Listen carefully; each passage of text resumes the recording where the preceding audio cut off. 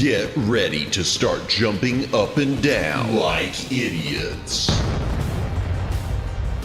I may not be the world's greatest lover, but 17th place isn't half bad. It's Madamus of the Back Library, former Cosmic Defender turned archive curator, streaming throughout every week.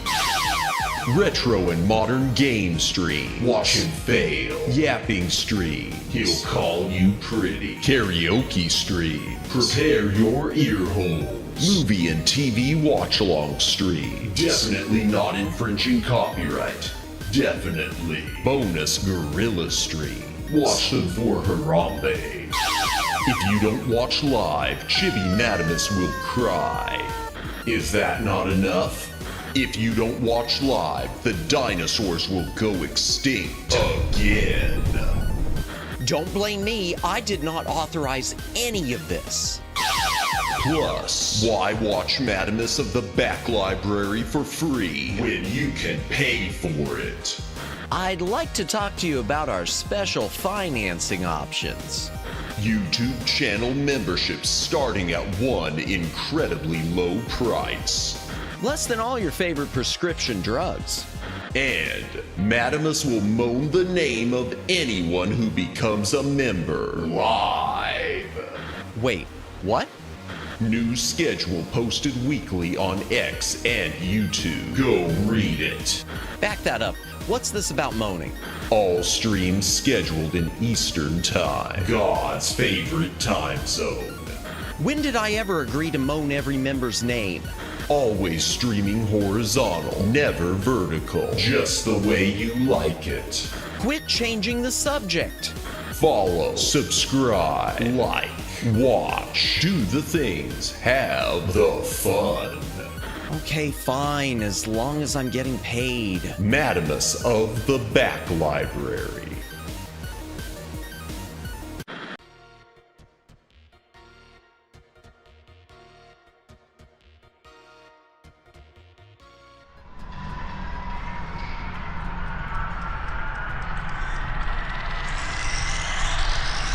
Greetings, Brohams, what the dealio? Welcome to the Back Library. I'm Madamus, former Cosmic Defender turned Archive Curator. Hail to the chat. Welcome in, Waraz.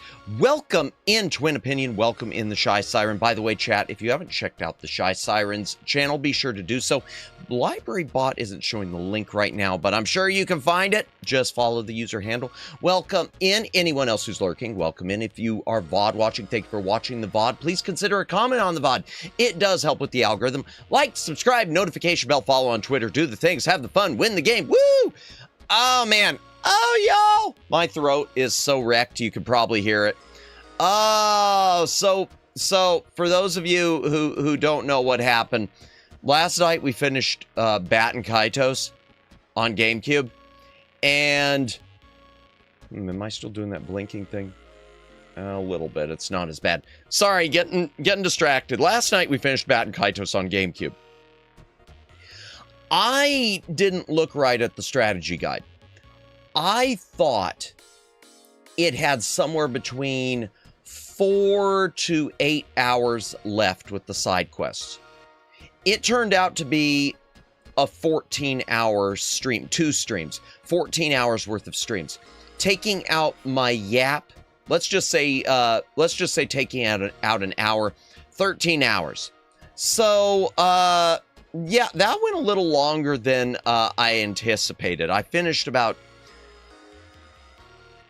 I finished up completely about just after 10 a.m. my time. I probably got into bed about close between 10:30 or 11 a.m. And I thought I was tripping when I turned my monitor back on after sleeping for like 5 hours, and there you were still playing the game. Oh God, it was a nightmare. I only got like 2 or 3 hours of sleep because I fell asleep for like 2 hours, and then I was awakened by noisy people and whatnot.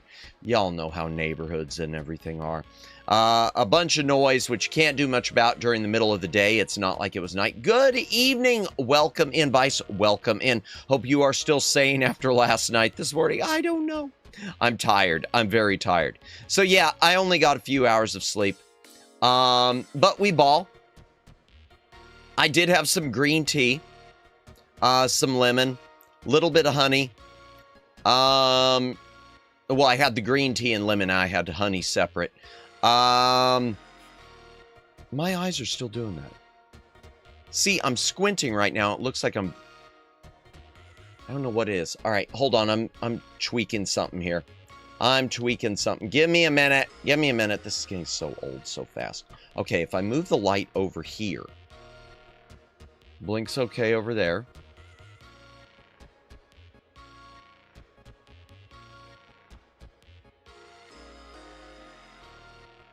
Okay, there. That seems to help. Okay, it may not be as sensitive with the blinks as I'd like. I can work that out later, but that seems to help. Putting the light over here. For whatever reason, it is the left side of my face, chat. The right side of my face tracks fine, but the left side, even though I think the lighting in here is pretty close to equal, pretty close to flat, the left side of my face seems to catch... Well, and there it went again. No. Maybe.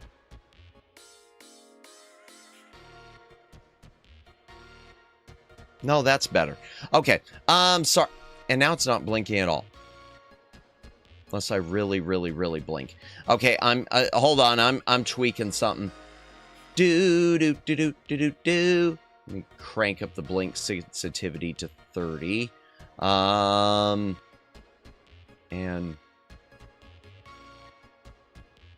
no, there it is. It's doing it again. Not over on that side, but on that side. Huh. Hummity hum hum. All right, I'm going to move the... give me a moment, chat. I'm moving the light now to the other side. I'm going to wind up breaking this thing by the time this stream's done. All right, move it right there. Okay. And now, okay, blink's okay right there. Normal. Over this way. No, it's worse. Okay, so the better I'm lit on that side, the worse it is. That is so strange. That is so weird. Oh boy, and the top of my light's like coming off, it seems, or something. I don't know. Maybe I need to tighten it. Okay, just a moment. Just a moment, chat. I'm moving it back the other way.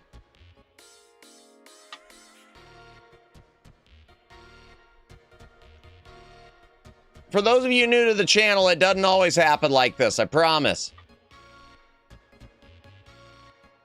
Okay.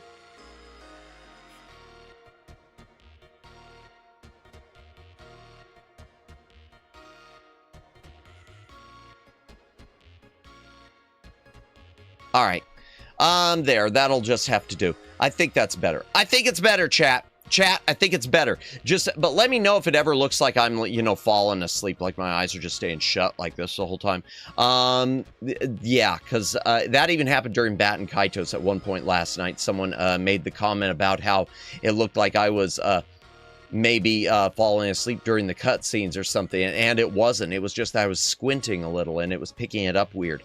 Happy Wednesday, everyone.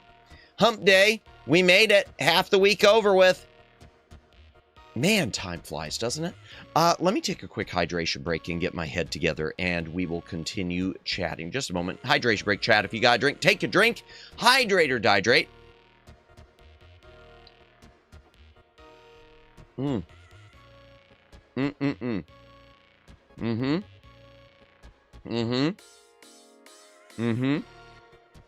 Okay.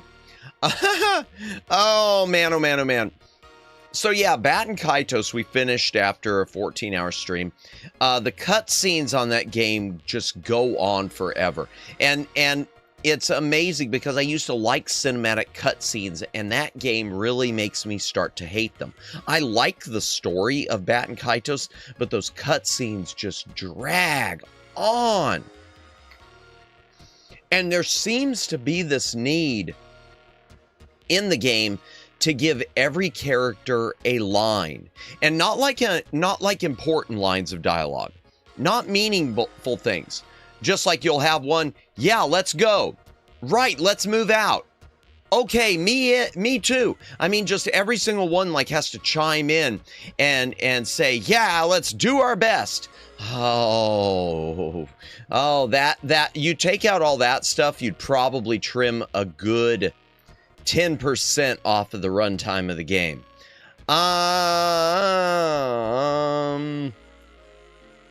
But now that Bat and Kaitos is over, Next week, chat, we will be starting the original Phantasy Star. We will be playing Phantasy Star on Game Boy Advance using the Game Boy Player on GameCube. It is there's a Phantasy Star collection on Game Boy Advance. That was Phantasy Stars 1, 2, and 3. I do have 2, 3, and 4 on Genesis. The first one was on Master System, so I do not own it. Hey, but you can run Master System through the Genesis with a simple adapter. Yeah, but finding a copy of Phantasy Star in really good shape on Master System with a label that's not damaged can be a bit of a chore if you don't want to be paying more than $100, you know? Speaking of $100 and stuff like that, I have another, I'm looking down and it's doing that thing with my eyes. Okay. Is it going to do it over here too? No, it's more on this side now. Okay, that's weird. Whatever. I got to stop thinking about it. That's the worst part. I've got another video scaler converter box thing on the way, chat. Oh, Megs, welcome in. Always revisit Bad and Kaitos. I was thinking like a 5-year anniversary or something, because I plan to be streaming that long, but welcome in, oh, Megs, welcome in. The grind should never end. Oh, God. I still can't believe I didn't get all the constellation cards. I could not find that one. That one of them got, I missed it, and because it doesn't keep a list. 5 years? Well, I figured 5 years from now, yeah, why not? Maybe. That's why I posted the poll, but there are no promises with that. Oh, I got here as soon as I saw you were live. What the hell, Madam S? You streamed for 14 hours. Why are you awake? Well, Alex, like I was saying when I first started, so I went to bed around whatever, 10:30 a.m. Oh, God. I only got like about 2 hours to 3 hours of sleep. Because almost immediately, like 2 hours into sleeping, neighbors and whatnot decided it was time to start yelling and talking really loud outside. And at that point, I couldn't fall back asleep. And I think I fell back asleep for 1 more hour. But yeah, I'm running on like 3 hours now. So it was less insomnia. It was more just because of the time. You know, there's some times of day that unless you're used to it, your body just can't shut itself down. A freak of nature? No, maybe. I don't know. And so here, by the way, I do want to point out, here is the problem with me and that length of streams. I could potentially do that length of stream and probably pretty easily. My problem is when I wake up and I spend the whole day doing other stuff, be it working or whatnot, and then I don't stream until this time of night. It's not like a lot of streamers, they will wake up and then they'll stream. They'll wake up and an hour later they'll stream, or immediately they'll stream. In my case, I've already been awake for, you know, normal day hours. So by the time I get to stream, so you add a full day length to the length of a stream like that, and it becomes a bit of an issue. Let me back this up. Also, I didn't know streaming is your full-time job. I'm glad you can make a career of it. Oh, I'm trying to. I didn't say I'm able to. And I didn't say for sure it's my full-time job. I do have other work. Alex. But yeah, I was lucky enough to be able to do, or unfortunate enough to be able to do that last night. Yeah, but no, as far as making a full-time job out of it, I'd like to. I want to. That is the dream for me, but I can't guarantee that. That's a one in a million. We can't all be Mr. Beast. For me, as long as I could block out light from my eyes, I could go to sleep anytime. And see, there is my problem, Omegs. My blinds are awful, and the morning sun rises on that side, and so I get the bright light in my room early in the morning, so I do need to do something about that. Got myself a sleep mask to take advantage of it. That's a good idea, and I want to say someone else suggested that to me too. I'm going to like legitimately look into that. Yeah.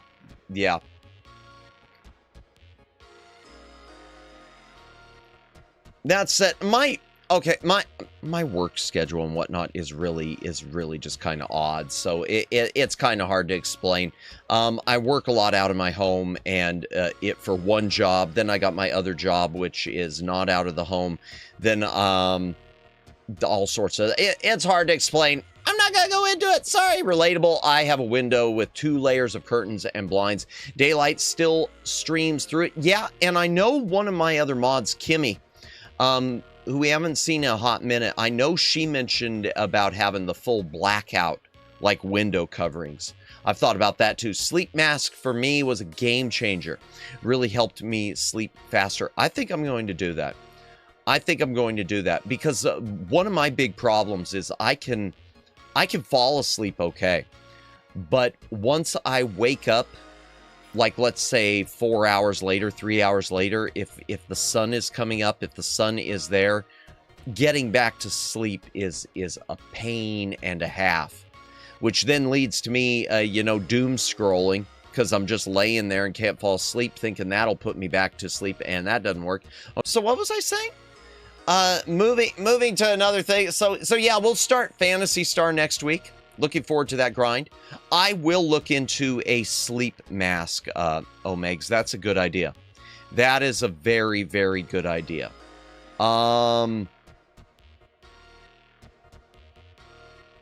What else was I going to say? Man, my brain has left me now. That conversation got me overthinking things again. A lot of people, myself, separate work personas from our online. Yeah. Understood. Yep, indeed. 100. What was I going to say? Also, yeah, sleep masks for the win. Indeed. Oh, okay. Let me pull up some headlines. Let's talk some headlines for a minute. I'm distracting myself too much. I gotta get my head back in the game. So a couple interesting things I saw today. First of all, I don't know how old the article is, but it was a random fact of the day, and I don't know how to react to it. Lead singer of Jamiroquai, JK, which I thought Jamiroquai was the name of the lead singer. I didn't know that was a name of a group. Whoops. Apparently he once broke up with actor Winona Ryder because, quote, her breasts were too big and she wanted to have schmecks all the time.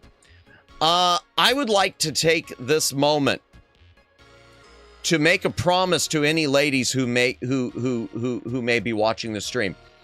I will never be that guy. You're welcome. Oh boy, well, if you're not sick, then in that case, I'm going to start cooking dinner while listening to this happy yappuccino. Hey, thank you very much, Alex. Enjoy your dinner. I'll suggest you one on Throne. Okay, so I could get for you as well as some curtains. Oh, thank you. Yeah, I appreciate that. I'll take a look. Especially the sleep mask. The sleep mask probably more than the curtains would be a better thing. But thank you. Yeah, I'll take a look. You don't need to get it for me though, Megs, but I appreciate it. I definitely appreciate the suggestion of any. Believe him. I definitely appreciate the suggestion of anything like that. Just like on the headphones, because I am using those headphones you suggested, and they're definitely they are the best headphones I've used for like streaming working in a while. Occasionally, one of the sides seems to vibrate when I talk. I don't know what that is. My voice reverberates with it. But other than that, I love these. Believe him, indeed. Thanks for etching that. Bruh, I can't unsee Joyce Ryder from Stranger Things with Jamiroquai. Thanks for etching that image into my mind. Oh, dear. Just put all on Throne. Let me spoil you. I need to update my Throne, Omegs. That's for darn sure. I need to update it. Yeah, I need to update. I'll tell you, my thing about Throne is I hate putting things on there because I know they take such a big cut. They take a big cut. And I know they've got to make money too, but it does feel, sometimes it feels like it's too much of a cut given what they do. That sort of a thing. It's sort of like the YouTube cut, you know? Oh my gosh, Aname, welcome in. Oh, thank you. Oh, wait, no, that's Omegs. Omegs, thank you for the gift. Aname, ooh, woo, and welcome in, Jennifer. So, welcome. You got diabetes. I'll wait. I'll wait. Welcome in, Jennifer. Welcome in. I hope you're doing well. I hope your appointment went well. Welcome in. I wonder if you're as tired as I am. Welcome in, Luciano. Welcome in. Hope you are having a good Wednesday as well. We were just talking about the Winona Ryder Jamiroquai. Ah! Trying to make me yell already. Sabero Freeman. Ooh, woo. Thank you, Omegs, for the gifties. I'm going to take a hydration break. If you got a drink, take a drink. Hydrate or dihydrate. Diabetes.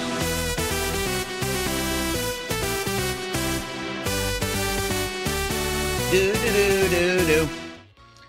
It was fast and I'm tired. Well, I hope you can get some rest, Jennifer. You and me both. I hope we can both get some rest. Also, I heard Wilford. So, diabetes, indeed. Indeed, the curse of the diabetes.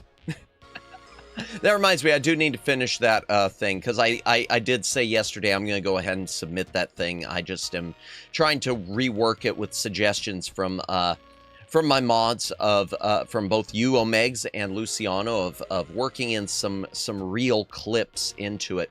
I'm probably going to keep the format, but I'm reworking it to put some clips into it, which I think will work well. And if it doesn't, oh well, who cares?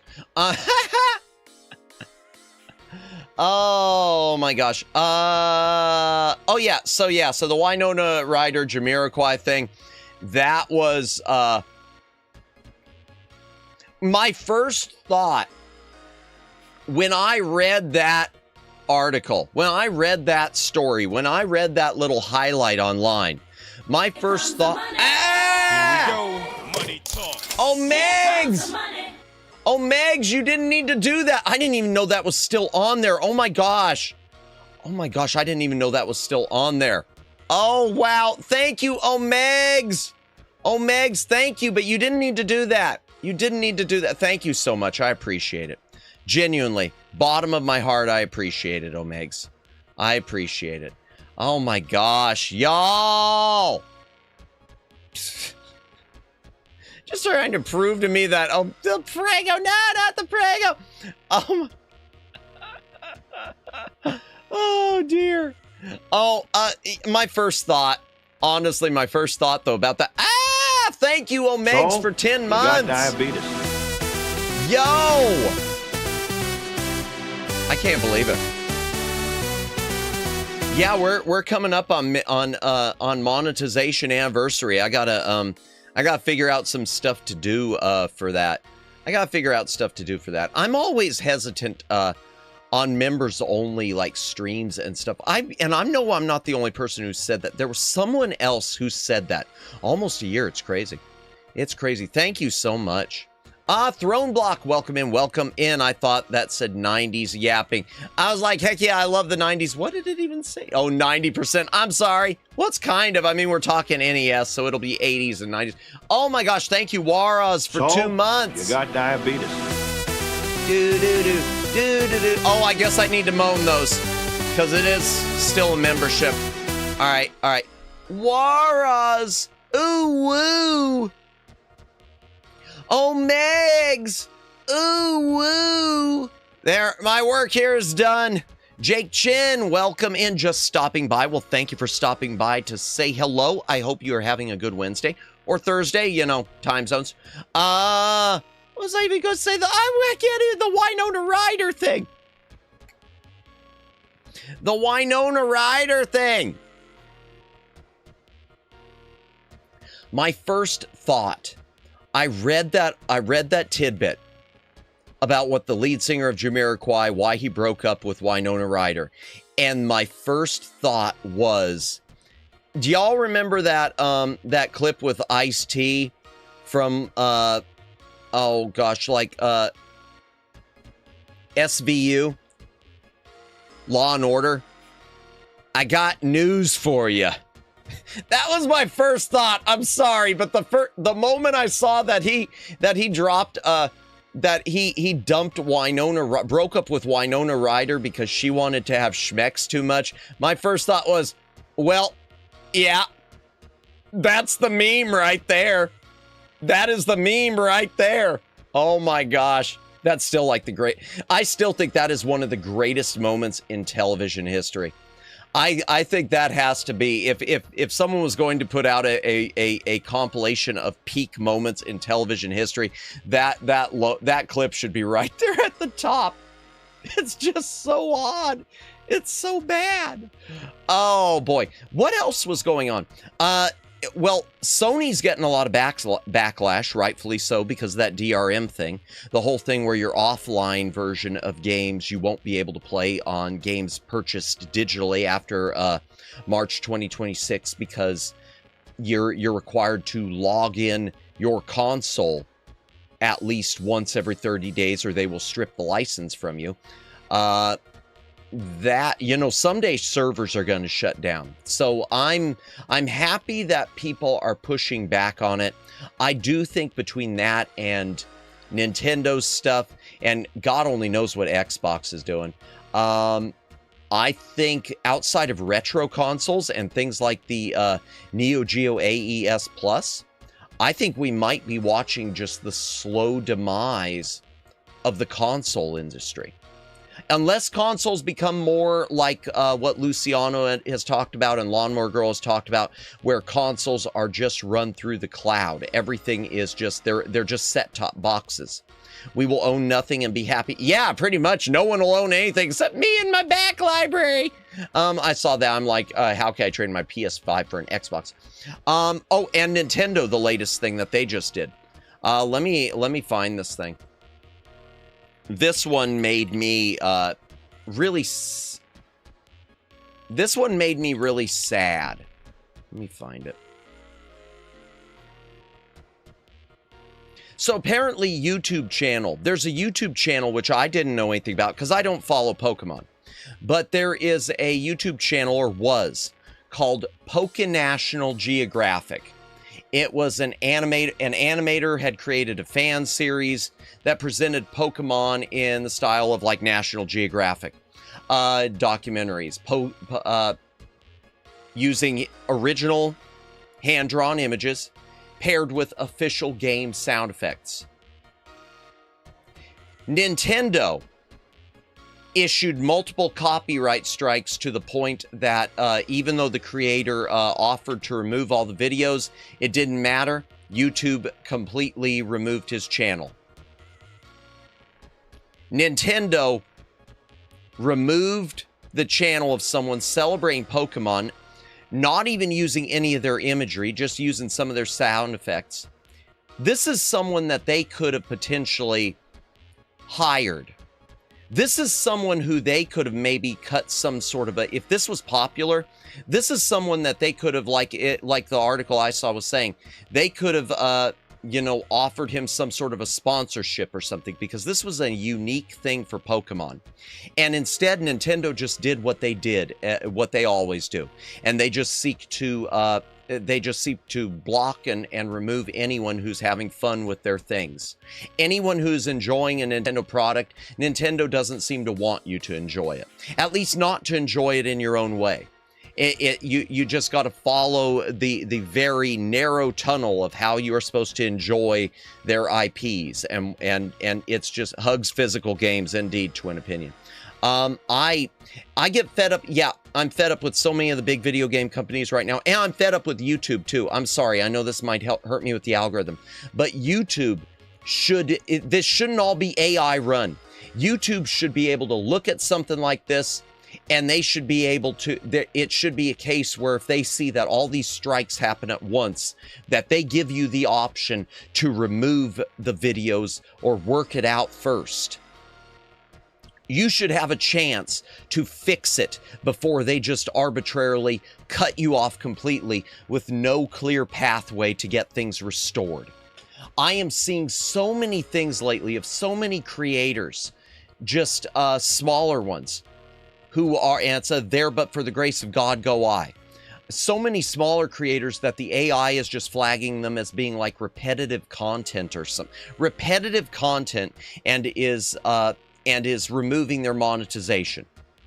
And, you know, one of the opinions I saw about that today, which really It was just a case of, you know, it was a not blaming Mr. Beast, but it's sort of Mr. Beast's fault. All YouTube wants now is they want to be either for Hollywood or just for big creators with big Mr. Beast style production value. There isn't much of a home left for smaller creators, people just looking to pave their way, and especially people who are doing it as hobbyists, which I don't consider myself necessarily a hobbyist, but I'm definitely not, you know, big production. Obviously, it was like that fan made Bloodborne improvement that Sony took down. Why do they hate fun? Oh, yeah. I didn't see anything on that, but yeah, I don't get it. I don't get it. So much of it I don't get. You know, but stuff like that, I go back. There was something even years ago, and I thought this was kind of nuts. I'm going to point fingers right now on something on an old MS-DOS game. Did y'all ever hear of something called Hugo's House of Horrors? I'm going to take a hydration break, and then I'll finish explaining the Hugo's House of Horrors thing. If you got a drink, take a drink, hydrate or dihydrate.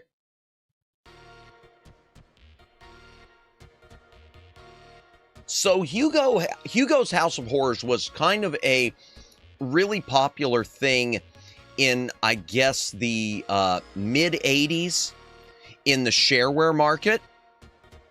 So some guy, solo developer, decided he was going to create his own point-and-click or parser-based adventure game that he was going to sell. He released the full game as shareware, but then it had something where it always said it was shareware on the screen, and it was, you know, you pay to get that removed. Sort of like the Windows license thing. And he made sequels to it too. Hugo's Whodunit and Hugo's Jungle of Doom or something. But they were point and click adventure. They were parser adventures, so not fully point and click. Someone back around the year 2000 or 2005. No, it was later than 2000. It must have been 2005. When some of these new, more LucasArts style point and click development kits came out, like the Adventure Game Development Studio, I think it's called, AGS Adventure Game Studio. Someone did a fan-made remake of Hugo's House of Horrors. This old 16-color game that was nothing but PC speaker sound. Someone loved it enough that they made a full like 256 color remake, voices, full music, beautiful animations, etc. And the creator of it came along and said, wow, that's really cool. You've really captured the spirit of it. But even though these games are from 1987, I'm still selling them on my website, so I need you to completely remove every copy of this from the internet, of your free fan-made remake. And I was just thinking, you know, you could have potentially talked to this guy, and you could have maybe made some sort of an offer to, hey, you know, that's great. Maybe we could release this and I could give you a cut of it. Maybe we could get a distribution deal going, and you know, but instead it was just immediately nope. Matt has Taylor Swift as trailer talking about him and says he's not huge production. Fair.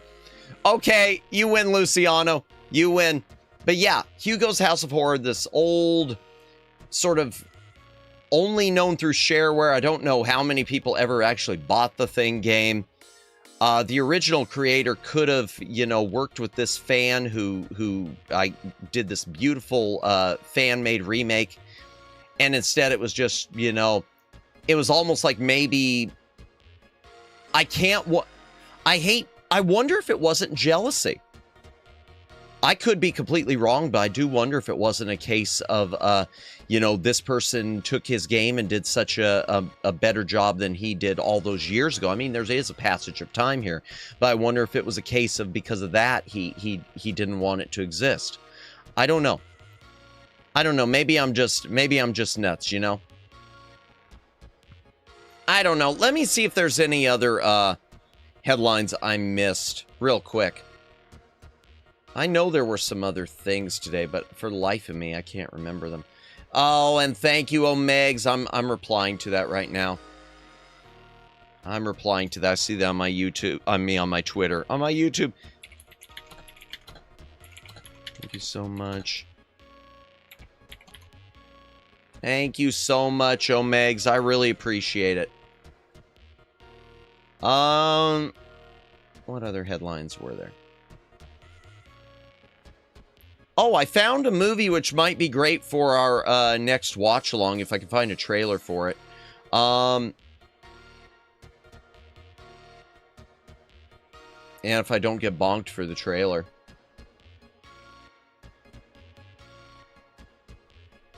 Let me just see what there is here. Oh yeah, there were a couple other that's what I was going to mention. That's what I was going let me back this up a little bit. You know, oh, that was mine. Okay, I like to remember that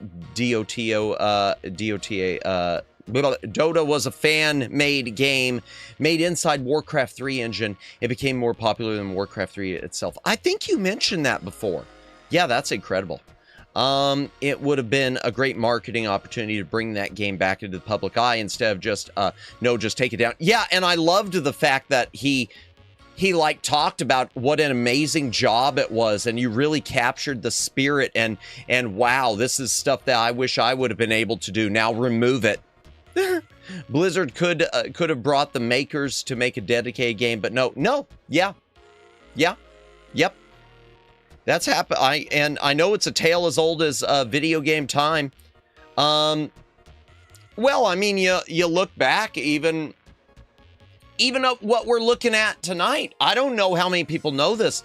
Did you know the Nintendo Entertainment System was originally supposed to be an Atari system? Nintendo, before they released it themselves, Nintendo went to Atari with the Famicom, because they'd done distribution deals with Atari before for the for Donkey Kong and Mario Brothers and Donkey Kong Jr. and whatnot. And they wanted, they basically, hey, let's team up. Let's release this as, you know, the Atari, the new Atari home entertainment system. And Atari was just like, I guess Atari cut them off because there was a rumor that Nintendo was secretly collabing with ColecoVision, and so Atari just no, that's fine. You just go your own way. And so Nintendo released the NES in America, and the rest is history. History could have been so different. Can you imagine? Seriously, imagine, right? Oh, everything. You know, I'm thinking Twin Opinion, everything. Look at all those Tengen games that wouldn't have been Tengen games. Look at what would have happened with Tetris. We might have wound up with a Tetris that was sort of a hybrid of the Tengen Tetris and the Nintendo Tetris, maybe with the two-player features, but a more polished look and feel like the Nintendo version. Then someone released LOL, and a whole new generation of games were born. League of Legends. Oh yeah. Oh, that was something I read. There was a headline I saw which was talking about League of Legends, that there was a study done. I don't know how much I believe it, but I believe it to a point, but it was that they studied gamers who had never played games before. And they found that, first of all, that playing games increased memory and reflexes and things like that. Great. And they found that especially League of Legends gamers, League of Legends, I guess it really like does something to your brain and increases your personal superpowers or something. I've never played League. My brain is too small and smooth. But yeah, history could have been so different with Atari. Yeah. I don't know about that, but they didn't say one thing they left out, Omegs, was the rage. They forgot the power of suffering. They forgot to mention that, yeah, it improves your memory, it improves your reflexes, and it'll cause you to physically assault people in a Walmart. Oh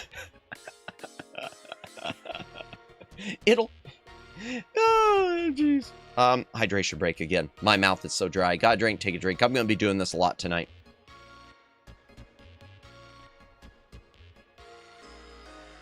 Couple other things I was going to mention.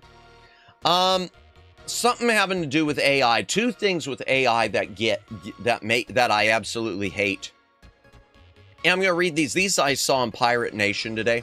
First of all, Sony has patented an AI that studies exactly how you play, then deliberately starts countering your favorite tactics to make you better. To make you better, it claims. How it works, the AI quietly watches how you play. It builds levels that reward your preferred style. And then as soon as you start crushing it consistently, the game flips a switch. And it starts generating scenarios that will punish you for your go-to moves. And apparently, if you start raging or failing too hard, it'll switch back to the other nice mode. And they're saying that it will monitor your emotional state via sensors. I don't... On the one hand, I could see the benefit. Okay? Because, okay, so you're playing against an AI, which would be maybe more equivalent to playing against a human opponent. But I don't like it. I don't, yeah, they're going to judge, yeah. If they sense that you're starting to rage, it'll ease up a little bit. Or maybe it'll taunt you even more. I don't know. They spent so much time to ask about AI that no one ever stopped to ask a why. Yeah. It sounds crazy. Do they have a camera pointing at your face? I wonder. Probably, Omegs. But that doesn't matter since you're going to have to submit your identity to even play all the games in the future. Anyway, what does it matter if they got a camera pointed at your face? Well, then there's the answer. You just put up a picture of yourself smiling and looking happy at all the time or something. I don't know. But I don't know. I don't like that because to me, part of the fun of gaming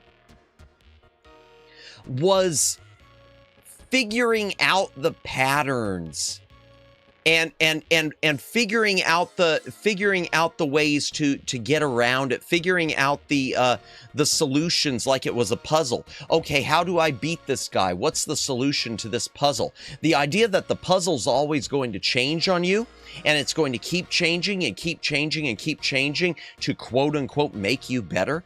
I don't know that I like that. That just, to me, I feel like I'd get bored. If that's the case, I'd much rather just be playing online, multiplayer or local co-op. I don't like that. I don't like it. I see good things about it, but generally speaking, I don't like it. The other thing that I saw, there was another AI thing. Where is it? Not the Windows 10. I don't care about anything of that. Where is it? No, it wasn't that. I can't seem to find it. Just a minute. No, I'm not seeing it. Yeah,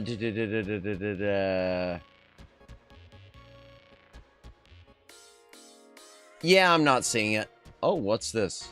Some new dating app company. Oh, no. Oh, no. Oh, no, chat. Here we go again. I didn't even see this one earlier.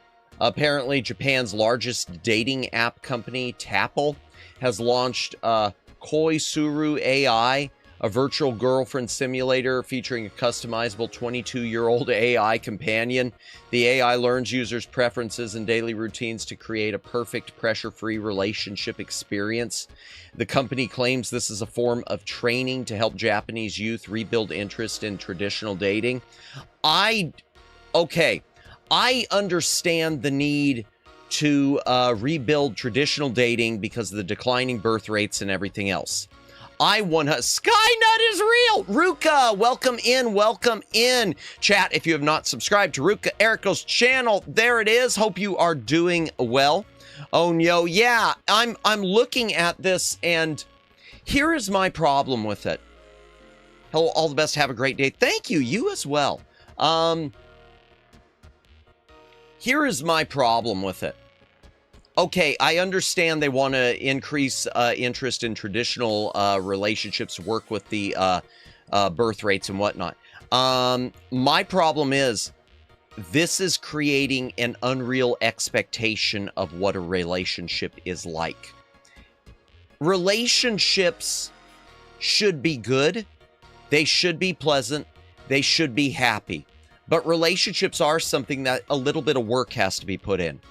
There are always going to be speed bumps and rough patches with relationships. It's not all going to be, you know, you are perfect and you are going to be seen as 100% perfect in your partner's eyes, and vice versa, and anything you don't like about your partner, that's okay. They'll just change it to suit you. Oh my gosh, no. This is not helping people get into dating.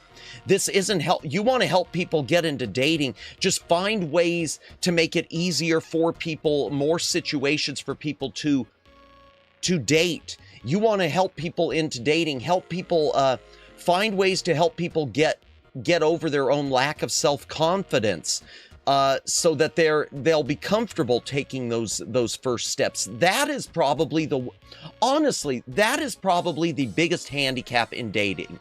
It's taking those first steps. It's not knowing what first step to take. It's not knowing how to approach people. You got, you know, one group of people say do this, another say do that. That's the biggest thing. And an AI girlfriend is not going to help it. It's going to make it worse. Let me back this up a bit. Wow, they want to give dumb guys a yes man bot. Yeah, exactly, Ruka. That's what it sounds like. And they say it's a dating training. That isn't training you to date. That isn't training you to date. Honestly, and this is coming from someone who doesn't date much and hasn't for a long time. And a lot of it is self-confidence. My eyebrows aren't working right. A lot of it is self-confidence. But that is not the answer.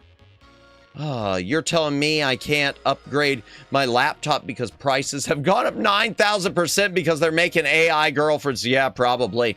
AI girlfriends that are on a screen, too. You don't even get a physical model like a Cherry 2000.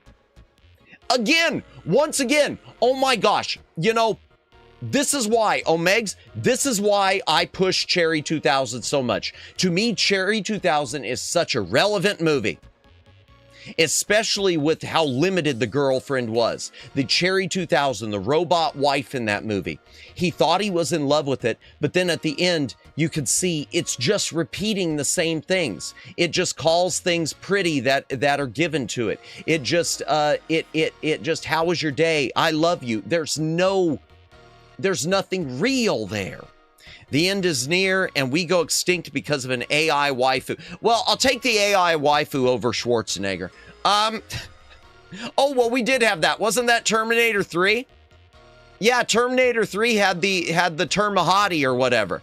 Sounds like a bad idea to have an AI waifu. Yeah. I mean, I see don't get me wrong, I see the draw. But at the end, it's not, at the end, it's just a fantasy. It's just a fantasy. It's the same as reading a romance novel, except it's a choose-your-own adventure.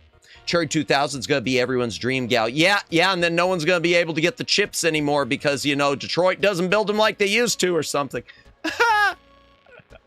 Back when Detroit used to care. Oh, hydration again. If you got to drink, take a drink. Hydrate or dehydrate.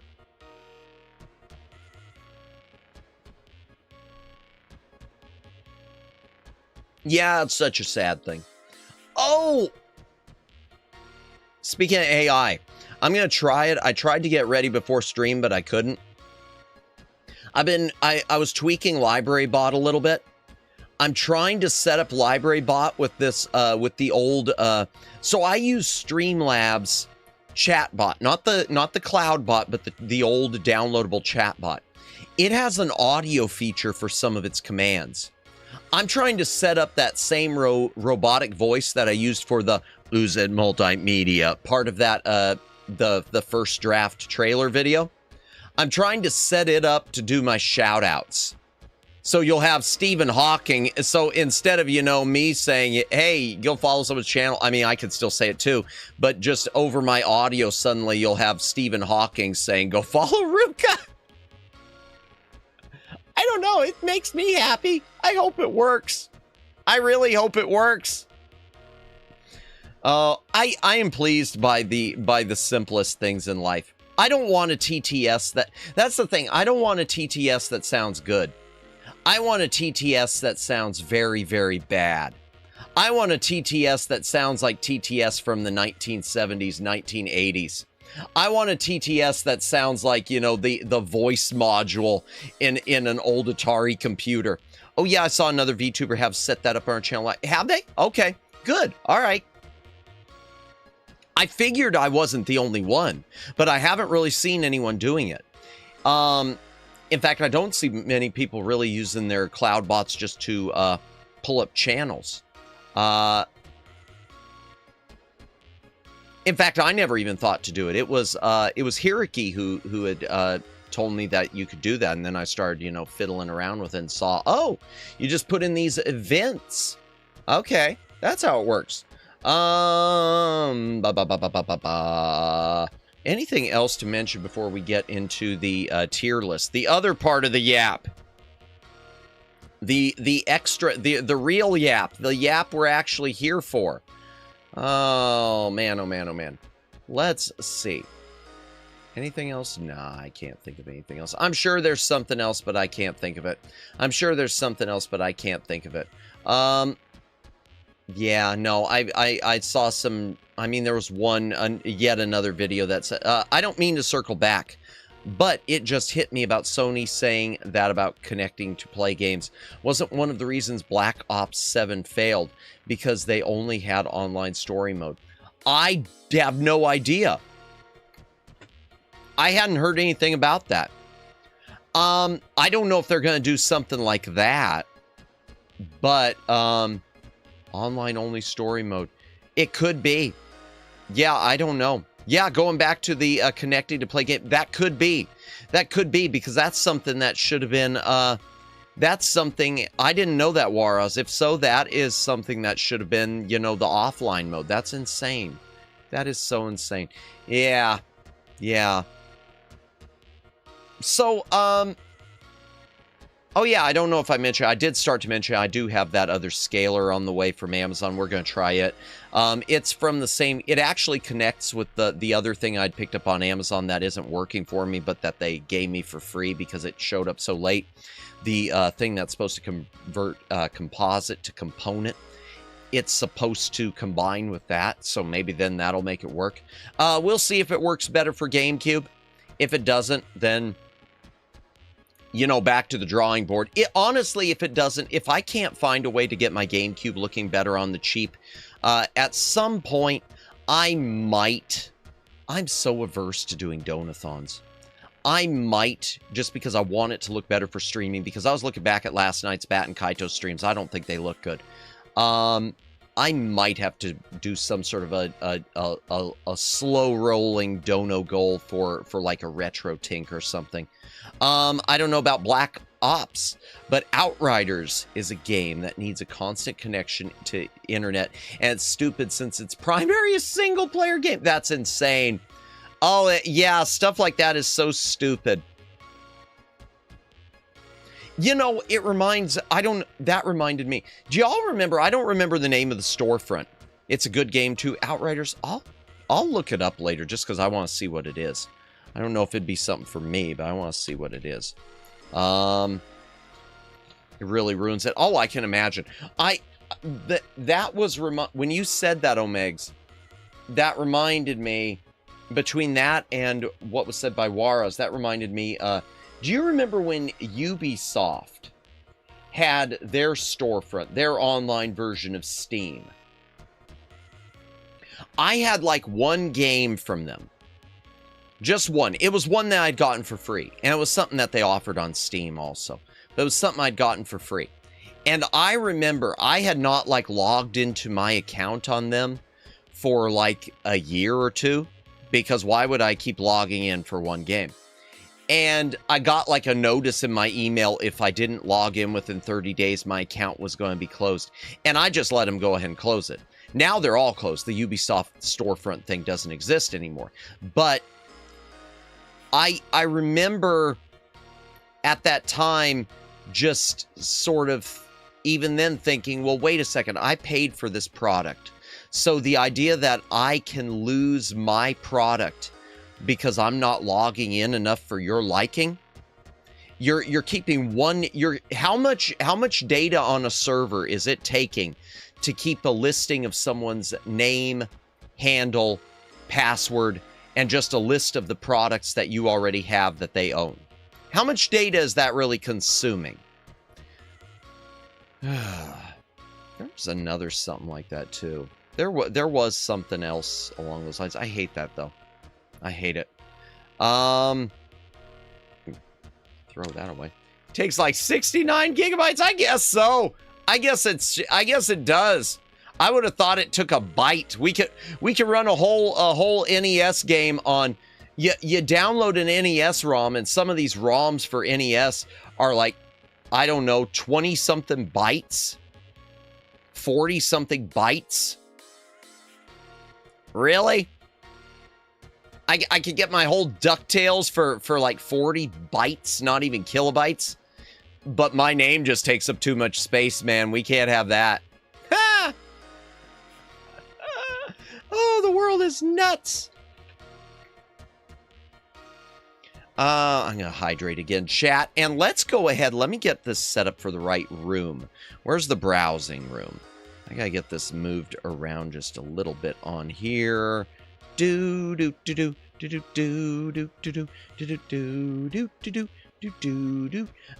chat. I think it's time.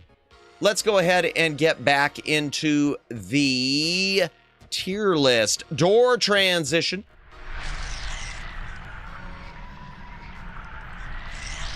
And I'm going to hydrate again because that's what I'm going to be doing all night. All night long. If you got a drink, take a drink. Hydrate or dihydrate.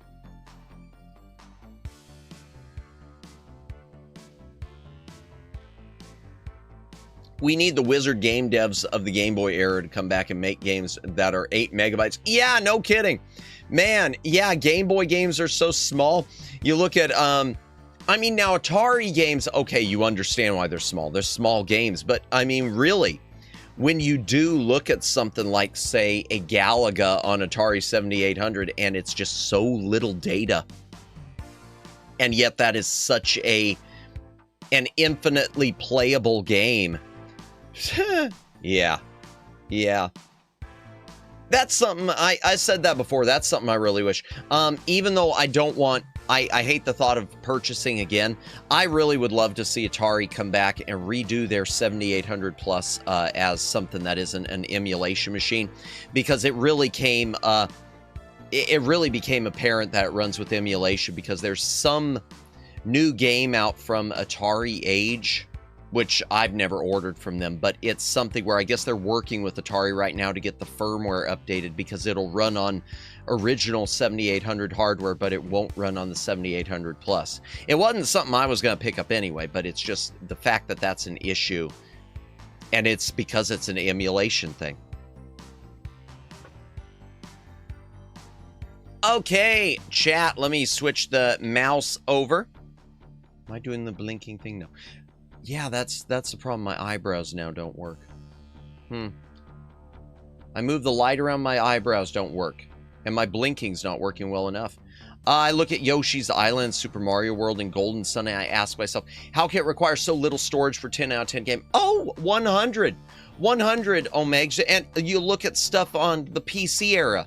Let's look at, The Secret of Monkey Island. The Secret of Monkey Island was considered to be a big game. It was like 6 floppy disks. Well, a floppy disk, it was, well, 6, excuse me. It was 6 low density floppies, 3 high density. So we do high density, 3.14 megabytes, 10 megabytes. 10 megabytes for the entire for my favorite game of all time. Yeah. They wanted to go from small games to small-minded devs focused only on money. Maybe. Yeah, and lack of optimization. I wonder if that's a part of it. I wonder if that's a part of it is lack of optimization. Because you look at all this stuff when the AI RAM debacle first happened, you had a lot of games that were requiring 32 megabytes of RAM, or excuse me, 32 gigs of RAM, and now they've had to go back and optimize them because of the RAM shortage. And suddenly you saw, you know, a Batman game go from requiring 32 to requiring 16, just because they were, lazy devs using better software. Yeah, better software, lazy devs, and no optimization. Oh, thank you. That was the last headline. I don't remember what company it was. It might have had to do with Battlefield, I don't know. But apparently now companies are predicting that 75% or more of bug testing for games is going to be done now by AI. So the AI that can barely figure out how many fingers the human hand has is going to be running these games and supposedly finding the bugs. And my first thought about that is the number of day one patches you're going to have to deal with, the number of patches across the board you're going to have to deal with as they go back and have to fix things over and over again, probably just doubled.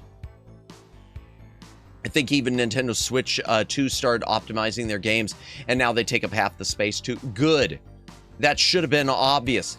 What if we let the bugs do the bug testing? Yeah, it's basically just like the YouTube AI that bans everyone. Yeah, I saw that, and it's just like, you know, okay. I don't have a problem with the AI looking over the code to begin with, but look at all the articles that are written by AI, and they don't just have errors in content, in facts, but there are plenty I see that have stupid grammar errors, stupid writing errors, not spelling errors usually, but grammatical errors.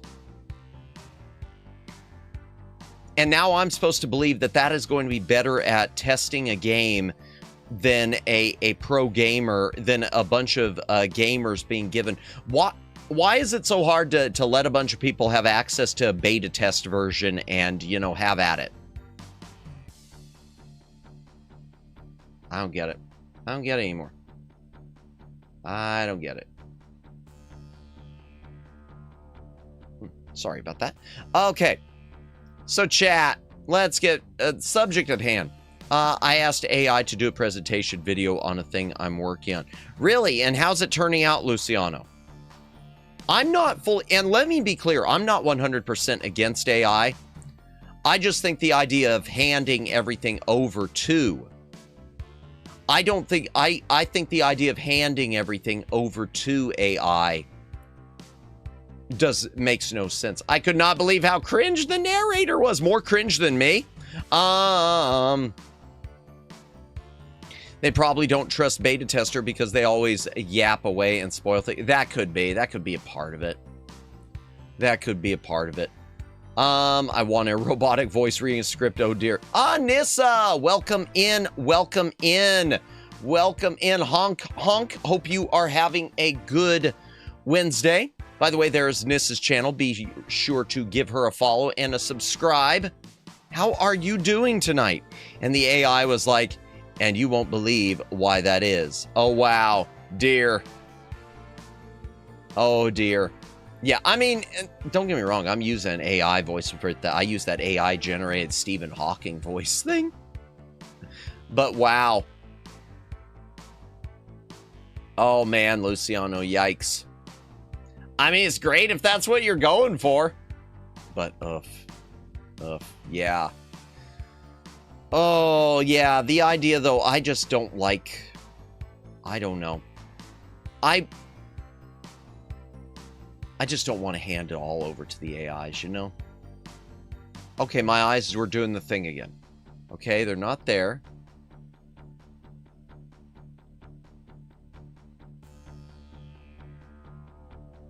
They're doing it still. I just don't know what it is. I can't figure out. How am I? Oh, that's a loaded question. I am exhausted. My throat is wrecked and I am exhausted. Last night was a mistake. Last night was a lot of mistake. A big mistake. Not paying attention to... I misjudged that. I misjudged how long that would take. Next time I'll send you... yes, please. Love to see it. Send you virtual tea. Thank you, Nissa. Yeah, I had green tea earlier. I had some honey. I had some lemon. I had green tea with the lemon, and I had honey on its own. A lot of times I'll do. But it just... yeah, I'll get some good sleep tonight. Wasn't playing that game. A mistake in the first place. You know, I don't know, Nissa. I don't know. Oh, Megs was happy. I don't know, because the truth is, Nissa, it's a good game. It's just, it's so grindy, and the cutscenes are so darn long. And I don't think I realized how grindy it was until I was doing it as a streamer. When I originally played it years ago, I knew it was grindy, but it didn't feel grindy. And likewise, I didn't realize it had so many issues, like when I was unable to complete the Constellation mini quest. Because it doesn't give you a list of the cards you have. I could never figure out which one I was missing. I would have had to, from the beginning, write down every card I collected, just so that I could have known what I was missing when I got to the end. So, yeah, it's missing a few really important quality of life things. But we got through it. We're done. The game is over.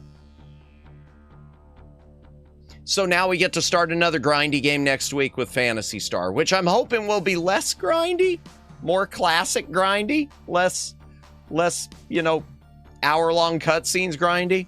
That thing had like cutscenes that the cutscenes at the end, I swear, they rivaled the length of like the Metal Gear Solid cutscenes I've heard about.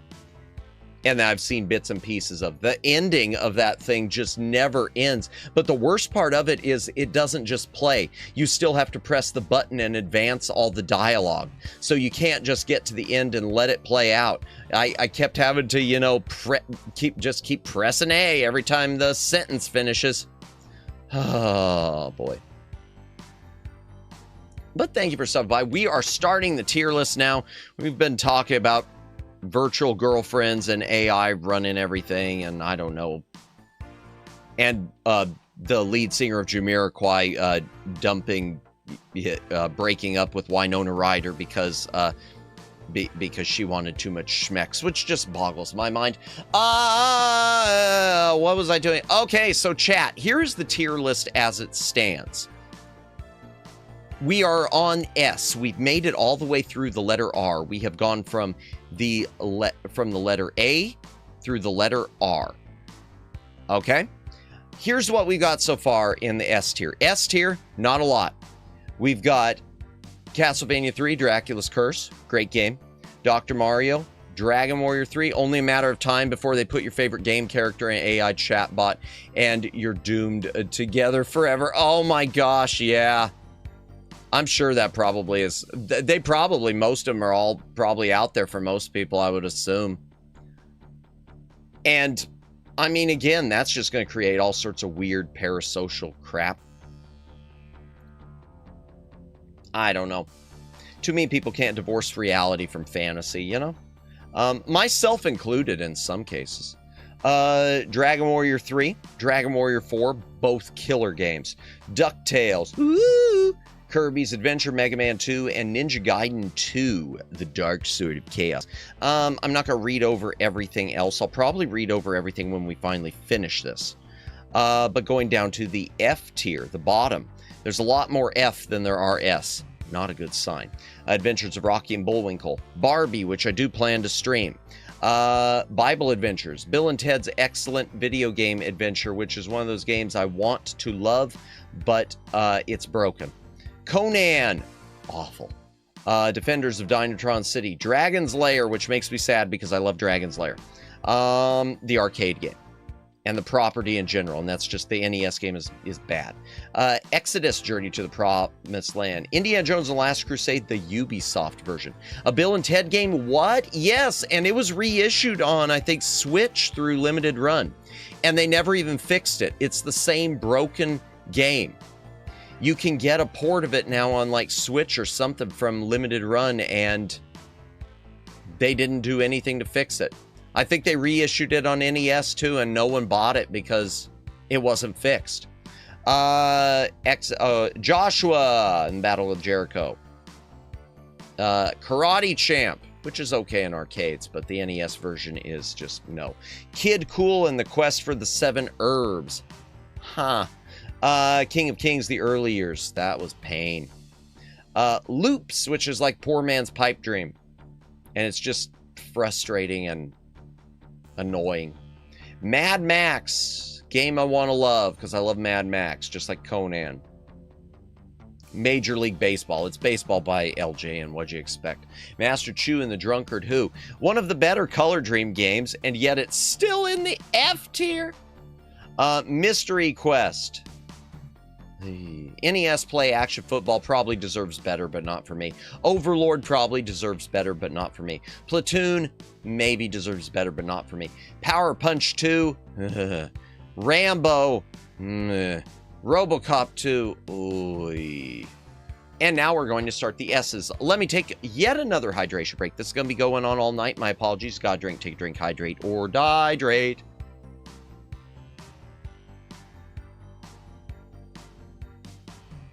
Oh yeah, speaking of 8-bit games though, I am going to be probably, if not next week, the week after, we are going to be playing the game based around VTuber Ryko Star. Lawnmower Girl suggested I play a game that was made about her VTuber, her lore. So looking forward to giving that a shot. I've seen a few games that have been made. I mean, you know, you always see the HoloLive ones. I know someone who was unfortunately one of the V-Redvery casualties, Ophelia Midnight. There was a fan game of hers that was being made. I don't know if it was ever finished because of everything that happened. It might have been finished, but it was one of those things, you know, never really. It got played on stream, I think, before it was done because of everything that was happening. But yeah, I'm looking forward to that. I'm looking forward to that. Okay. Section Z by Capcom. Let me open up the Moby games. Let's pull up some screenshots of this. Section Z is good. Section Z is good.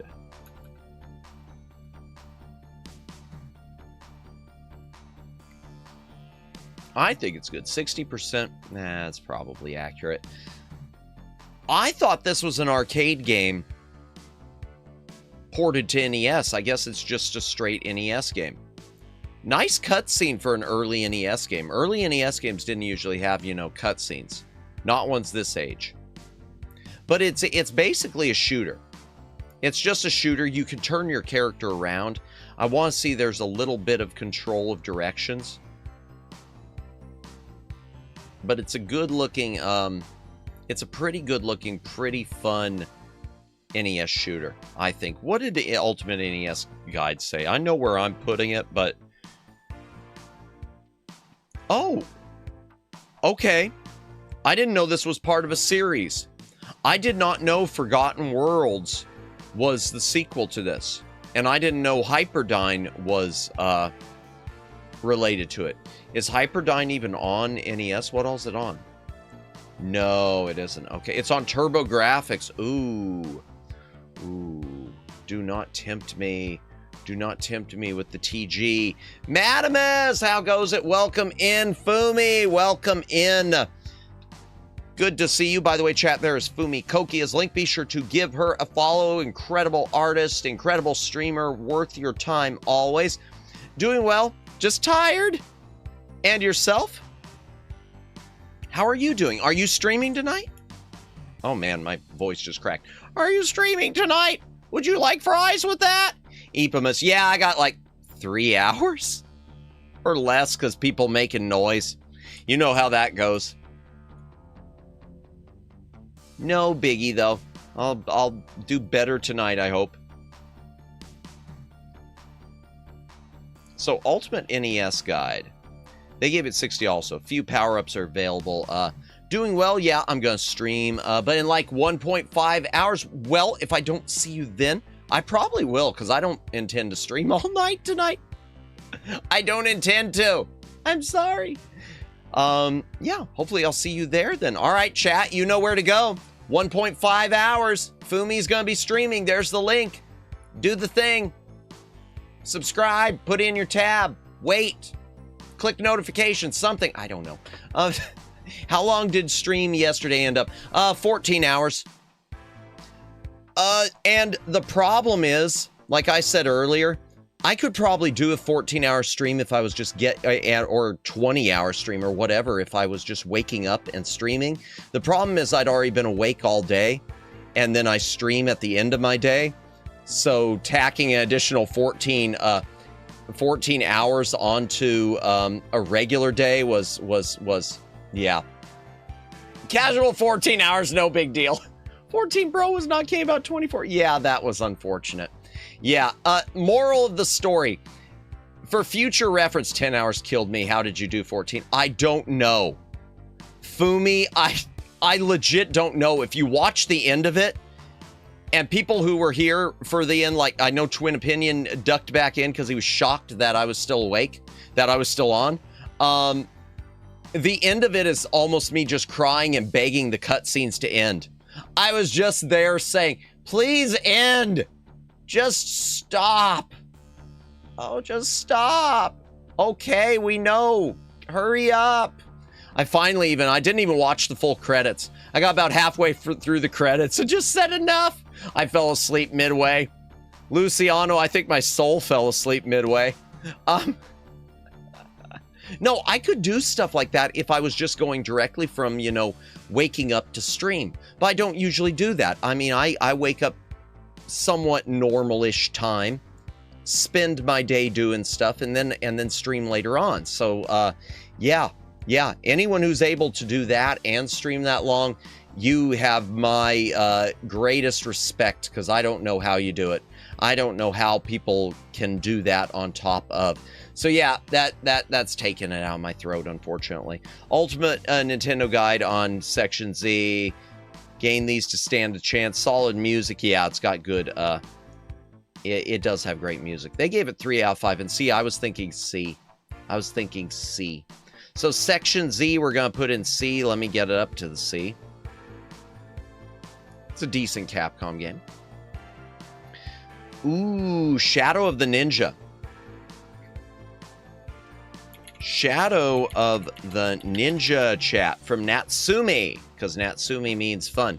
So this was retitled, if it'll open, this was retitled Blurk. Thank you for lurking, Fumi. Appreciate you stopping in, as always. This was retitled Blue Shadow in the UK, because in the UK, they wouldn't allow the word ninja to be used with games, like Teenage Mutant Ninja Turtles became Teenage Mutant Hero Turtles. So I don't even know if Ninja Gaiden was ever released, but Shadow of the Ninja became Blue Shadow. And I guess it was Taito over there. In the US, it was Natsumi. So I don't know who actually developed it. Let's see if it says on the screenshots. No, it was Natsumi. Okay. Yep, it's Natsumi. Yep. So even the title license would be Natsumi. Shadow of the Ninja, chat, is Ninja Gaiden, but not. This is a game which, unless I'm mistaken, a lot of bootleg Famicom carts have retitled Ninja Gaiden 4. It's got the you know, some cut scenes. It's like a futuristic ninja game. Due to the dictatorial government of... Oh, they misspelled government. They put government. And this was resold a while back by Limited Run Games. But I don't know. I think it sells for pretty... It's kind of held its value with that. You do have a choice of characters between male and female, Hayate and Kaede. Kaede? I always misspell government. Do you? Government. Yeah. They added an extra M there for the extra government. So yeah, as you can see, it does have a Ninja Gaiden type of look. It kind of plays, though, almost like Ninja Gaiden meets Mega Man. It's a really cool game. I should play it on stream. I should play this one on stream. From what I remember of it, it was a good game. I never played much of it.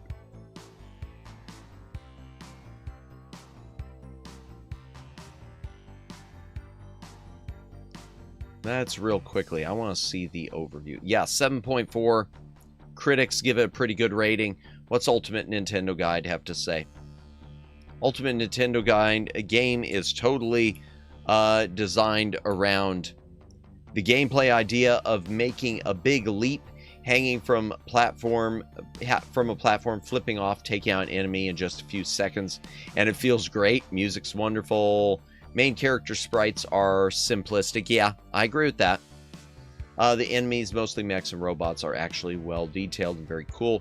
Among a sea of ninja-themed games, this is one of the shining jewels. I 100% agree. That said, where do I put it? I don't know. It's not an S. I don't know if it's A or B.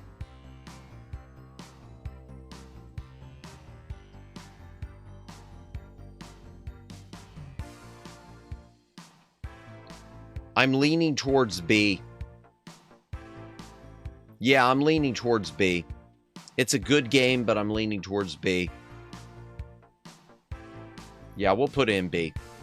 I'm going to repeat that a few more times, make myself feel better. Shadowgate. Okay, so Shadowgate, chat, is such an interesting case. It's a point-and-click adventure on the NES. And it's a point-and-click adventure on the NES that was a success. It is based on a computer title. The original Shadowgate was a Macintosh game, an Apple game. Shadowgate was big on Apple, and it got ported everywhere else.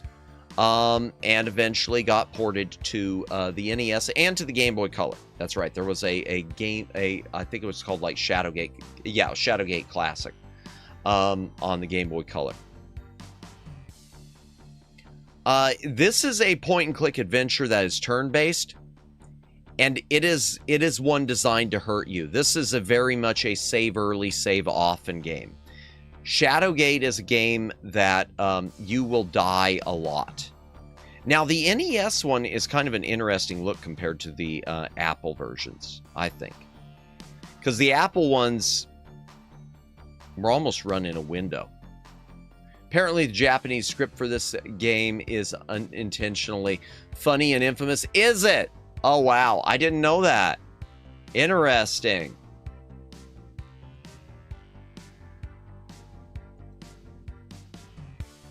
Well, visually, it is basic. Little bit of visual, list of the stuff you got, and text description. So this is almost like borderline between being a text adventure. It's got so much text on it that to describe things, it's almost like a borderline text adventure. This key bears a skull. This must be a skeleton key. Good looking game. Fun game. I've never played all the way through it. I would like to someday. Anytime it's a game where you die a lot, I'm always like, oof. What Ultimate Nintendo Guide say on it? I'm just curious. Nintendo Power gave it a 90%. Oh, wow. Like most PC-type games in Shadowgate, you will save your progress while collecting items, tools, weapons, and treasure. Every new Yep, that's all PC games were. Ultimate Nintendo only gave it 60%. While the base of the game is solid and the fantasy world it builds is intriguing, the end result just grates a bit too much on nerves to be consistently fun. Yeah, you're gonna die a lot. You're gonna die a lot. But I still think it is I think it's a B tier.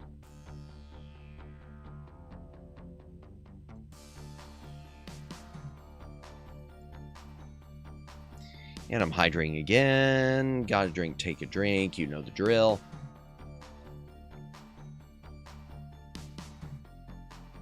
We might only get through the S's tonight, chat. Because there's so many S's and so many T's. Yeah. I'm looking at how many S's there are. We might just get through these. Shinobi! Excuse me. Shinobi chat.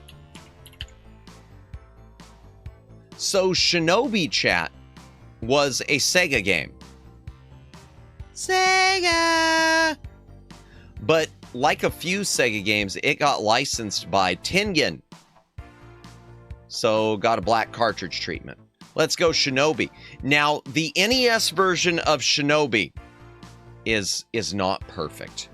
But it's Tengen. It's not perfect.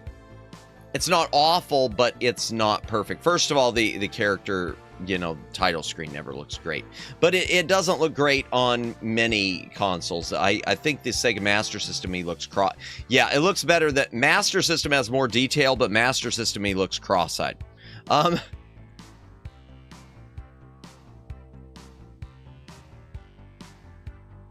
Visually is not super impressive. But it plays well. It does play very much like the arcade game. And it does have all of the original music, including during the bonus stages. The Sega Master System, from what I understand, either didn't have the bonus stages, or the bonus stages, it didn't have the music for them. And the bonus stages were these first-person deals where you threw throwing stars at little ninjas coming to get you. Which originally I thought they were dolls, but I don't think they're supposed to be dolls. In the game, it's sort of like Michael Jackson Moonwalker in that you're rescuing a bunch of kids, but you can't really tell they're kids because they just look, you know. Oh, I've got my capture screwed up. I'm seeing that. I've still got it on GameCube mode. It's bright. There we go. The kids don't look. Let me zoom it in a bit. There's just not a lot of detail. It is not a very detailed game. For whatever reason, Tengen games lack a lot of detail. Except for the Marilyn Monroe pictures. Those turned out okay.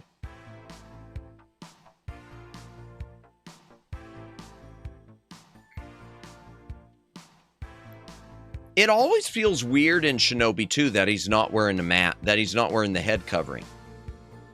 And it was the same way in the arcades and on the Master System. If we look at it in arcade, I mean, obviously it looks miles better. But same thing. He's just running around. Yeah.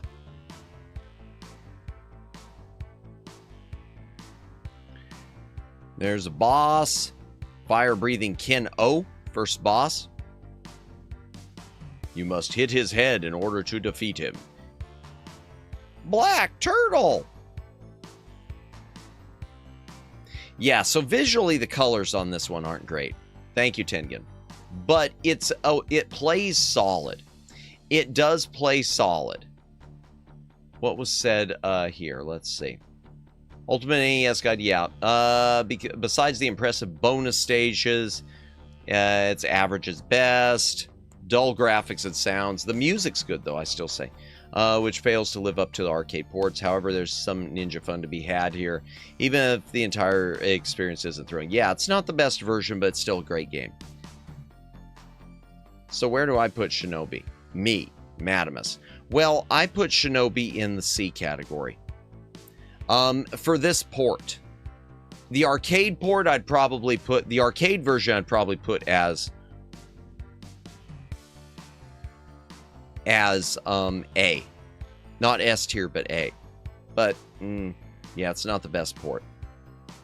It's solid enough. All right, what's next? Oh, no. I bumped the mic, sorry. Time for one of the worst games on the NES. And it is an unlicensed game, and it's one of those games that, I'm not gonna lie to you, I kind of wish I didn't own, and I kind of wish was worth a bit more money because I'd get rid of it. This is Silent Assault from Color Dreams. It is, this is very much We Have Contra at Home.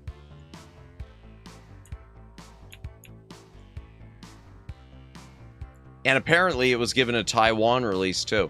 So Silent Assault, it's a Joy Van one. Yeah, because Color Dreams used to license a lot of Joy Van games. Did they change the... no, they didn't. Okay.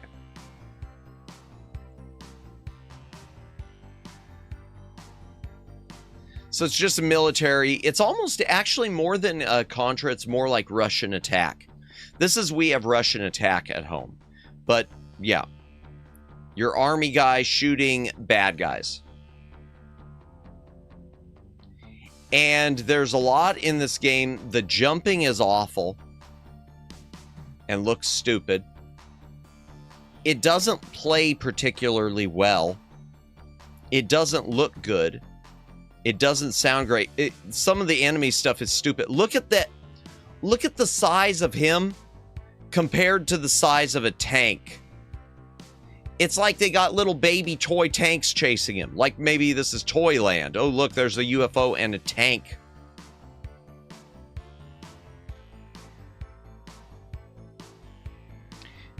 This is a game that, chat, if someone in, let's say, junior high school had made this as their first game, some kid was getting into programming and check out my first game that I ever made as a kid. It's fighting an army of tiny people. You should be able to just squish them, yeah.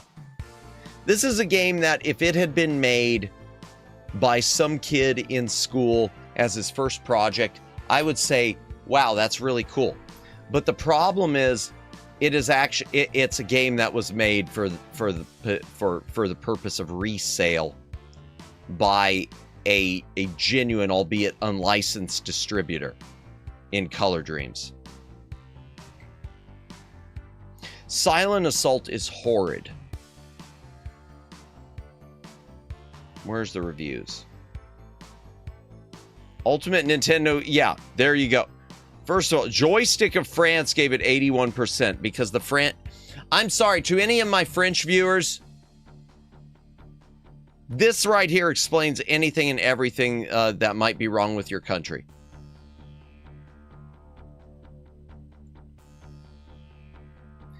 As Ultimate NES Guide put it, Ultimate NES Guide gave it 10%. And I think even that is... Yeah, 10% is fine. I was going to say that's generous, but no, it's fine.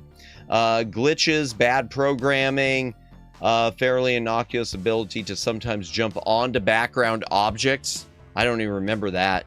Levels where a player can get stuck and be unable to continue. I never had that happen, but I didn't play it that much.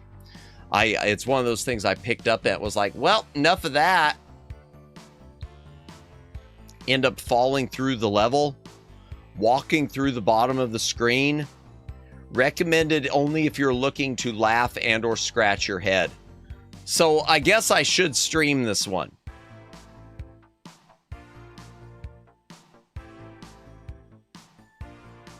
Silent Service.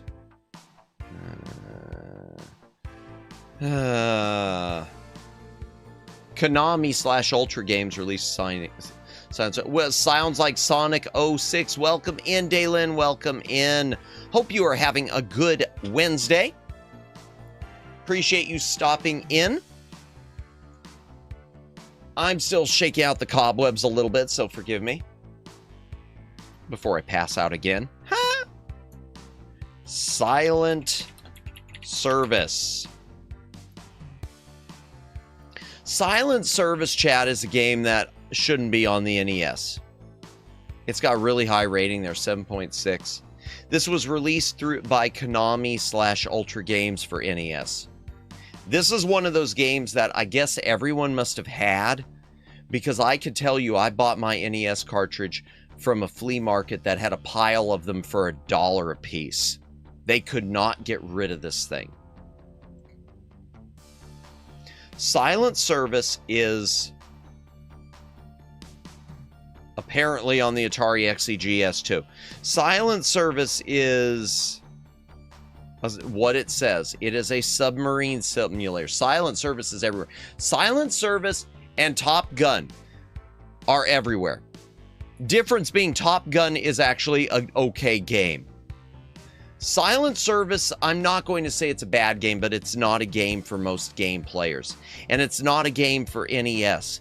It is a very slow, methodical submarine simulator. It is a PC game ported to NES. But unlike things like Shadowgate or Maniac Mansion or whatever, it is just it's a really slow adult game that I can't imagine any kids ever enjoying. Ever. They're not even showing much on this, like inside the actual submarine. It's just a really, it's boring. 7.6. I just don't believe that. Let me see what the review is for NES. Ultimate Nintendo Guide gave it 80%. Level of enjoyment will be based on your love of submarine simulators and a handling of the learning curve. But the combat is very deep and satisfying in the lengths it goes to make you feel like you're really in a submarine. Nice visuals and even the ping of sonar to constantly remind you. Oh, excuse me. Yeah, that's nice that they gave it an 80%. That's cool. I'm here debating F or D. I'm going to give it a D, even though I will never play it. Because it probably is a really good submarine simulator, but it isn't one for me. Give me an arcadey sub game. Hydration break chat.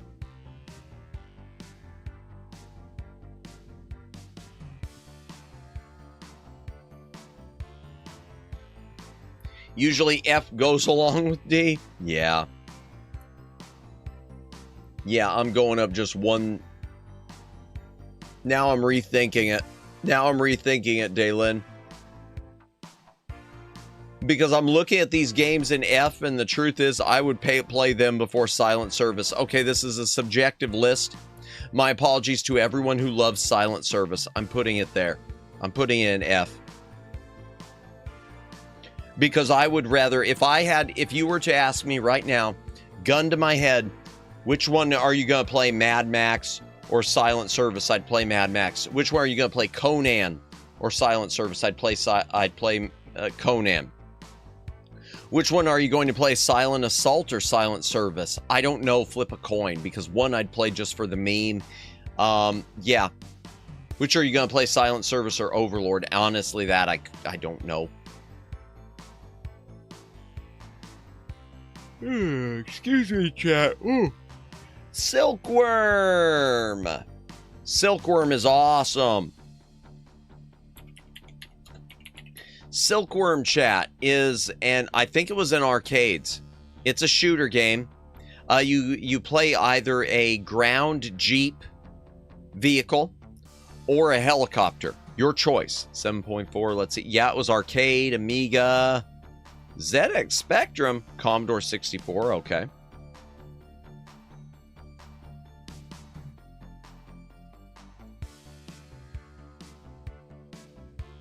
Nice looking title screen overall. The explosion. Choose your vehicle. Excuse me, wow. Heli or Jeep. And once again, thank you anyone who's watching tonight. Lurkers, thank you for lurking. VOD watchers, thank you for watching the VOD. Please like the stream if you haven't already. It does help me out a ton.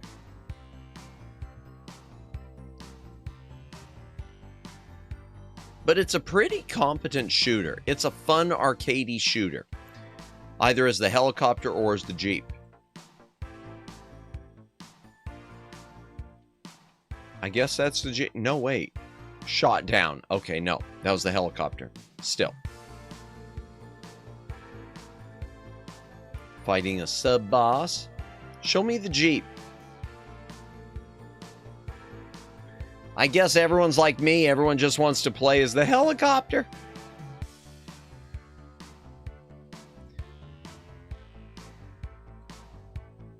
Yeah, no footage of the Jeep level at all.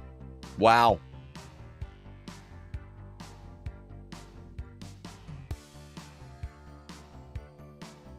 I like Silkworm. I didn't even check the guide. I'm going to go back and check the guide, but I am putting Silkworm in a B. I think Silkworm deserves B.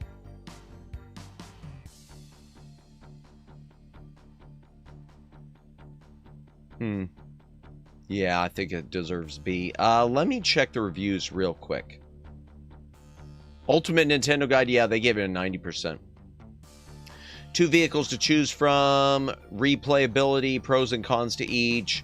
2-player simultaneous modes, outstanding, showcases the aforementioned differences. Good amount of thought went into it. Yeah, I don't agree with 90%, but I think it's a really, really good one. Yeah, it's a good one. Yeah, it's a banger. Say, chat, I know it's early in the stream, but I am going to do a be right back real quick. Let me move that up on the... Let me move it up in the... I've been drinking a lot of water, trying to keep hydrated, and apparently it is now having an effect. So I will be... Yeah, I know, already? Already? Yeah, no, seriously. It's probably because I'm tired, too. I will be... the water is working. I will be right back, chat. Give me a moment.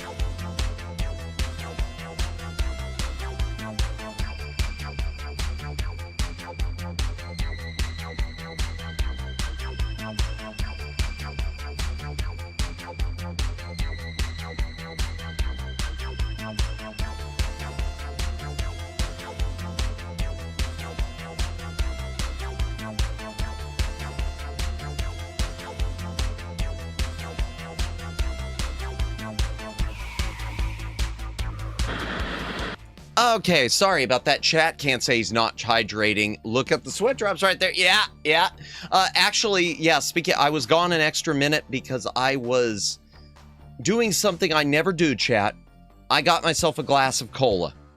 I got myself something with caffeine in it, and usually caffeine puts me asleep, so if I pass out on stream, then there you go. You'll get your sleep stream finally. So hydration break with that. If you gotta drink, take a drink. Hydrate or dehydrate.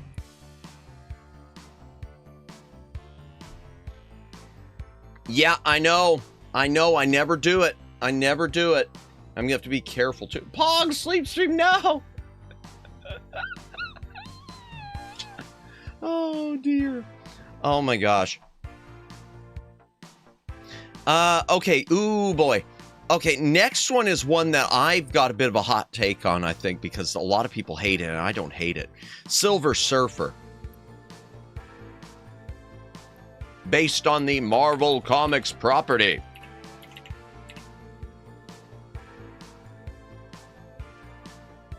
Okay, yeah, 5.8. People do not like this game. But at what cost? No Wednesday Addams dancing. You know what? Let's just, for old time's sake, you know what? We'll go ahead and she probably didn't mind. Here, we'll go ahead and let her come back. There. Fine, we'll bring her back for the night. It's not, yay! It's not even the full moon yet. Okay, so Silver Surfer. Silver Surfer is it's a shooter. It's both a side view and a top down. It's both a horizontal and a vertical. It's got different depending on the levels. This was released, Software Creations, Arcadia Systems published this. I only know of one other NES game Arcadia released, and that is 7-Up Spot, which isn't even that great of a game. It's just a Reversi or Othello. Evil forces of the magic domain are almost upon us. Only by recovering the cosmic device can all be saved. I'm just kind of, yeah, Galactus, I guess, is the good guy now. So, yeah. So you pick your world, where you want to start. We'll start with Mephisto, apparently. And it's just a shooter, but first of all, I think it's a good-looking shooter. Visually, I think on NES, this is a good-looking game. Look at the detail on Silver Surfer himself. Look at the shading. The character sprite there looks good. Shin Shama, welcome in. Hope you're having a good Wednesday. Wait, I already said welcome to you earlier. Did I say welcome to you earlier? I'm so tired. I don't even know who's here and who's not.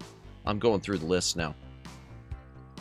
Was it you or was it? No, it wasn't. It wasn't.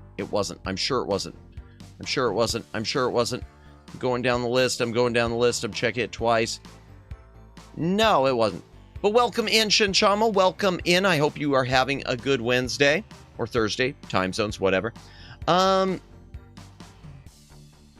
Visually, this looks good.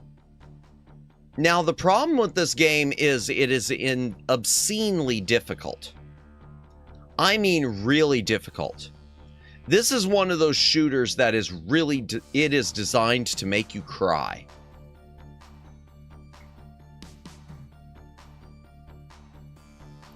There's Marvel Universe for everything. Thanos as a hero, Galactus as a hero, even Ultron as a hero. Gotcha.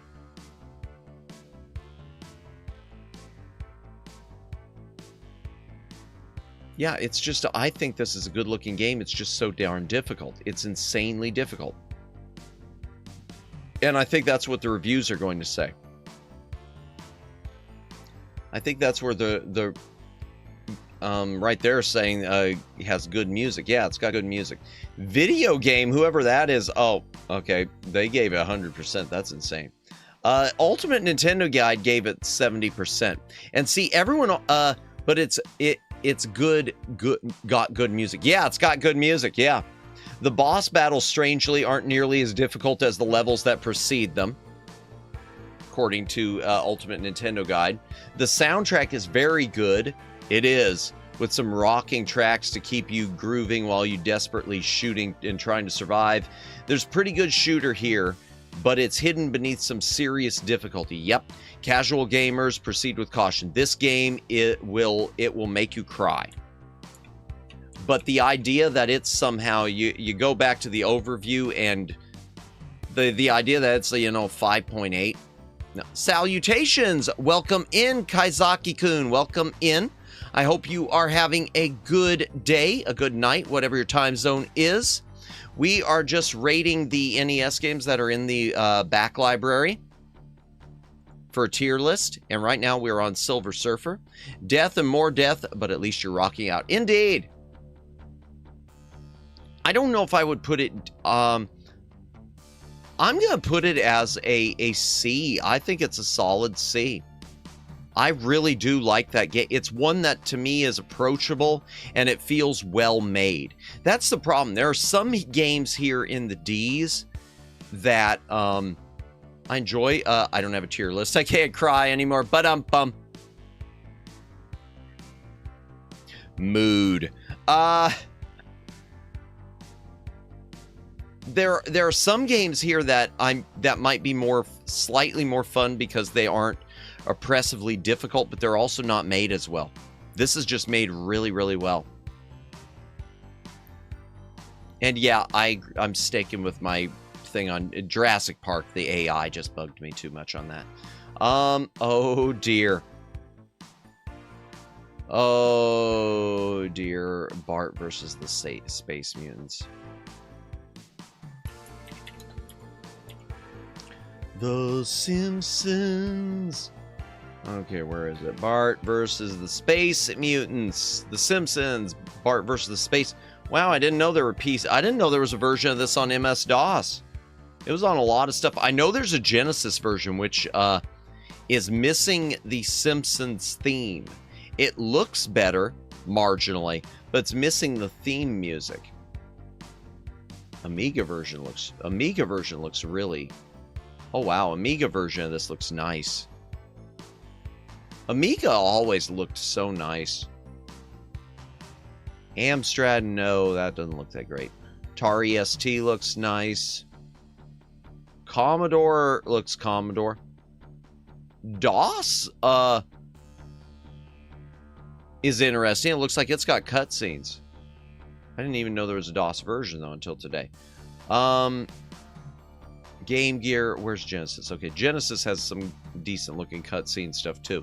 The Genesis version looks okay, but it is missing the music. The NES version is the one we're talking about though. We're talking about the NES version. So Bart versus the Space Mutants is a sort of puzzle platformer, and it's very difficult. There is a high difficulty to this. Like the first level, the whole object looked nice, but good luck getting an Amiga computer to work correctly. I'll say Amiga stuff works well. I usually don't use the E-word emulation, but Amiga stuff emulates pretty darn well. Pretty darn well. And there's a lot of games on Amiga that have been released freeware, including like Alien Breed. But probably not this. So like the first level, the goal is to remove all of the purple objects, which is just kind of bizarre.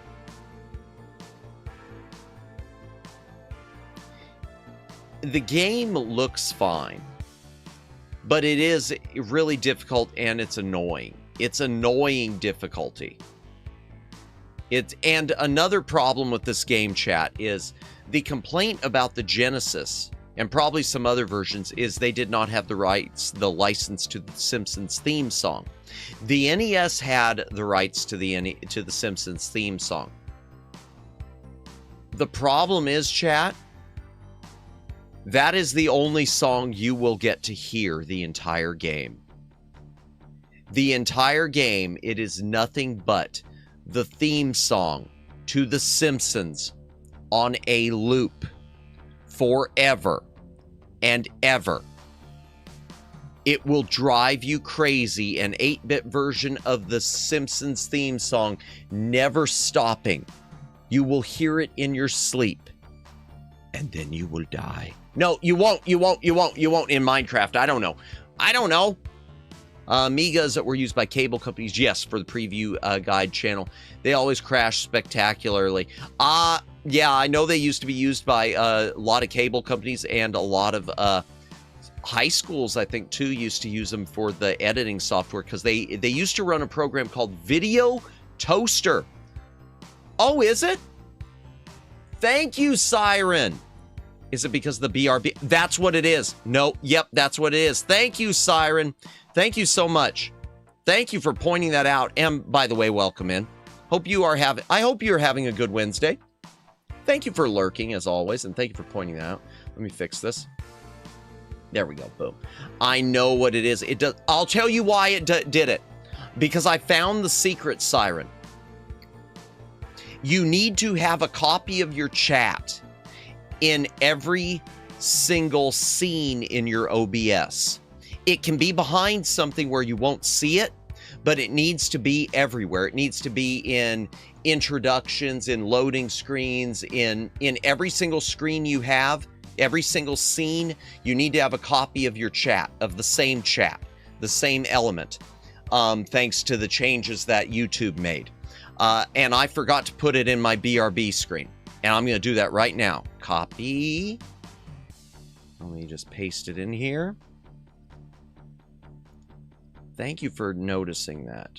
There we go. Fixed. Wow, the more you know. I just figured that out the other day, and I never thought to tell anyone because I was never in any... I haven't been in many streams where it's been happening. I was in one person's stream, and I did make mention of it when it kept hanging up on them, but I think they ignored the chat message or didn't notice it, or so. They didn't acknowledge it, so, you know, it was one of those things where, well, if they didn't see, I can't.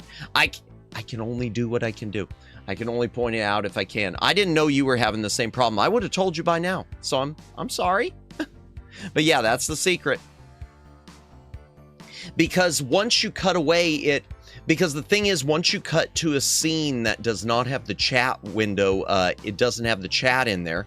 Matt has the secrets of the year. No, it was one of those things I figured out when I was tabbing, because it freezes up anymore on your YouTube tabs if you have multiple channels open, and you go in between tabs, or you switch between and you go back, and it'll stop the chat anymore.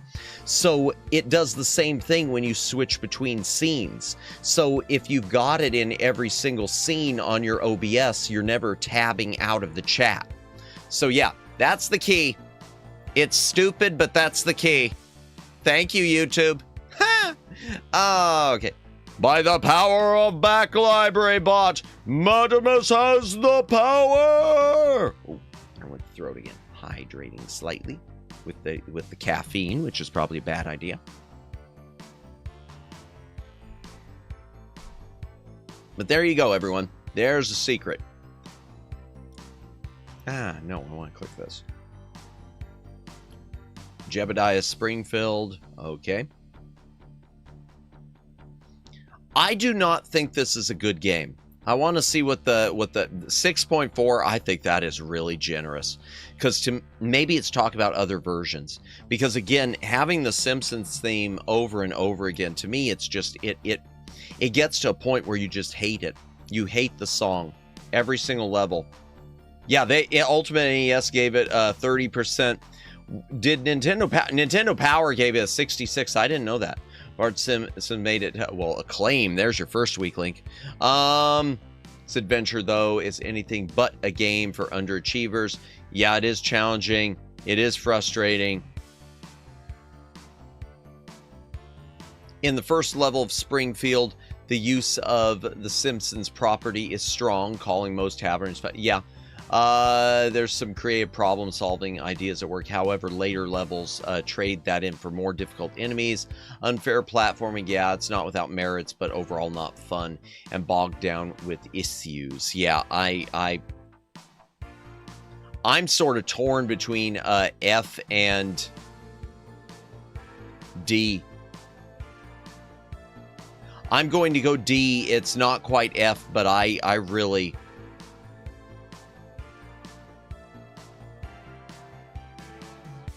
You know what? This is a subjective list.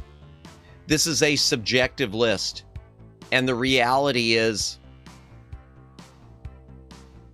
I'm putting it as an F. I do not like Bart versus the Space Mutants. Skate or die. Well, I say that. No, I'm going to give it a D. I'll give it a... But do I like it less than Indiana Jones and the Last Crusade by Ubisoft? Yeah, no, I put it in the same category. No, I'm giving it the D. I'm going to get... I didn't mean to say it that way. Skate or die, chat. The game that every, like, player, I guess, in the 1980s was expected to own. Because Skate or Die, chat, is one of those games on NES that there's no shortage of. And there are sequels. There is a Skate or Die 2. I've never played it. And there is a Ski or Die, which I also have never played. Is it the full moon right now? And there really isn't much to say about Skate or Die. Skate or Die is a skating game. It is a skateboarding game. You sign up. You pick the event you want to play. You score big points. And beyond that, it is pointless. Compete with your friends if you want.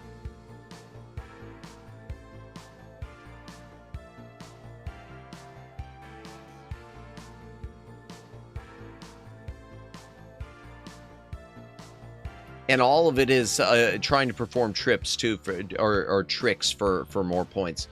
Again, this is just one I don't.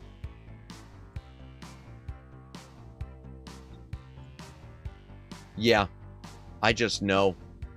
I don't like it, and it's even making me rethink one. Where did I put 720 earlier? I put 720 degrees in D. I don't like 720 degrees either.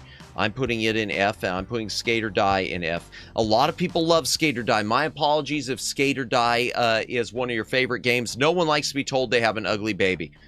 It's just not that impressive. Hydration break.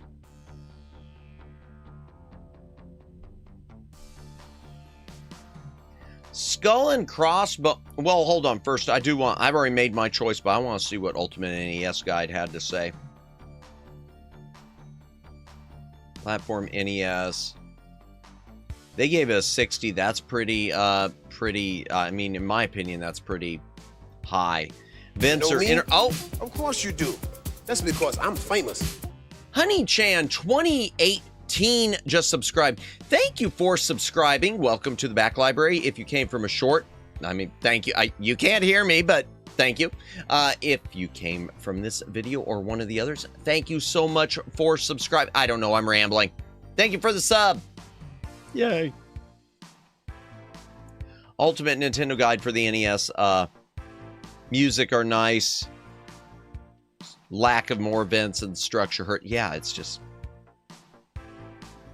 not my jam. And this is subjective, you know? Skull and Crossbones. I gotta open 2 tabs here. Okay, so Skull and Crossbones is one of those cases, chat, where Tengen dropped the ball. Add it to the list. Tengen dropped the ball. So Skull and Crossbones, I never knew this as a kid. I didn't know this until way later in life, chat. Skull and Crossbones, there are 2 complete... The NES game is 100% different than the arcade game. 100% different, other than the story. And if Tengen had ported the actual arcade game to NES, Skull and Crossbones might have been their best game, because the arcade game is really cool. First of all, I do want to show, this is the artwork for the NES version from Tengen. That artwork is a banger. That is just great cover art right there. But the game itself,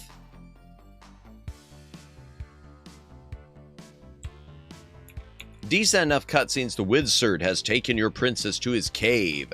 Collect weapons from a ship. So the whole goal is you play as either One-Eye or Redbeard. I think Redbeard the pirate. And you collect weapons. Yeah, a lot of it is like collecting hidden weapons in each level. And then you go and have to beat through all the levels to eventually face the wizard. The levels themselves are platformer. They have big character sprites. I'll give them that.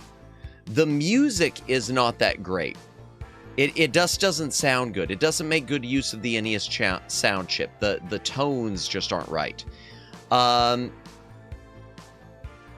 platforming on this one is difficult. It's all one. It's you got a health meter, but it's really easy to die. You need to collect more booze for more health.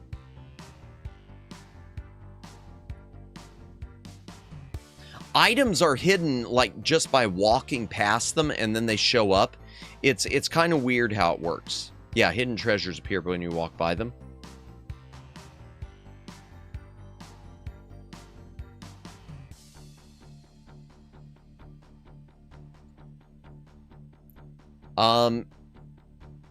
Yeah, it's just a very awkward, and it's very floaty too. The jumping was always kind of the controls are sort of slippery and floaty. But yeah, this is what the NES version looks like. It's a clunky platformer.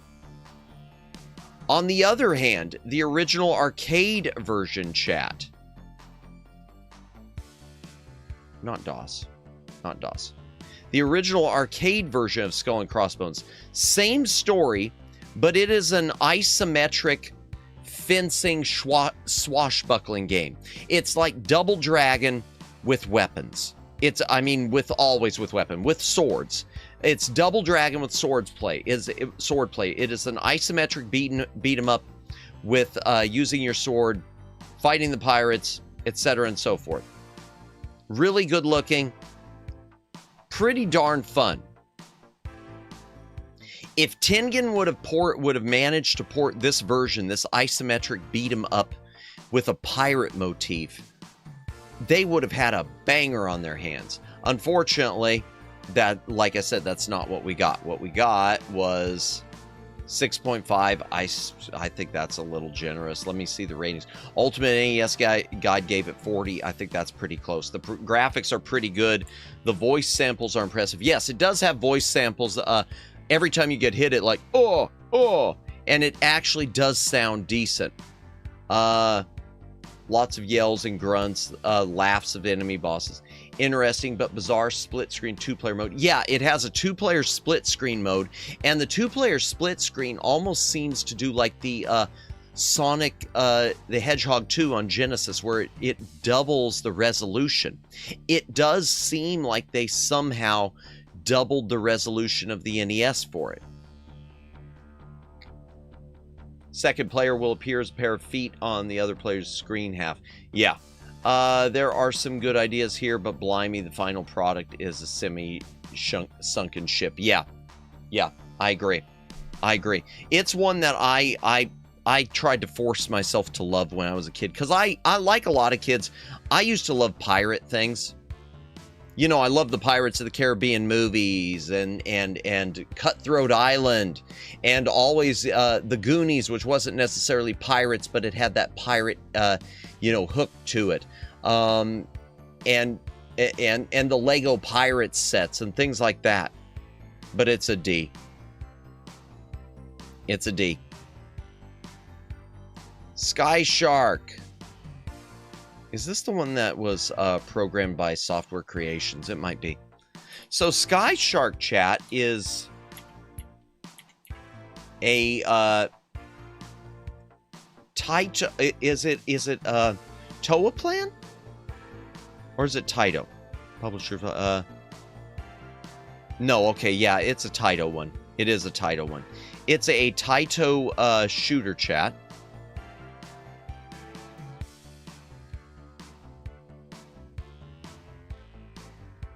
The NES version, yeah, I was right. Goonies is 100% a pirate movie. I love the Goonies so much, man. Sky Shark, yeah, it was Taito, but they didn't convert it themselves. It was converted by Software Creations. And that leads to some weirdness. The music, even though it's the same themes as the arcade version, it sounds more like European style NES music, because for whatever reason, European NES games have a different tone to their game, to their music. They just made different decisions with the sound chip. I want to say it kind of plays with the stuttery frame rate. It plays fine, but I want to say it plays at like 15 frames per second or something like that. It's perfectly fine. It's very difficult.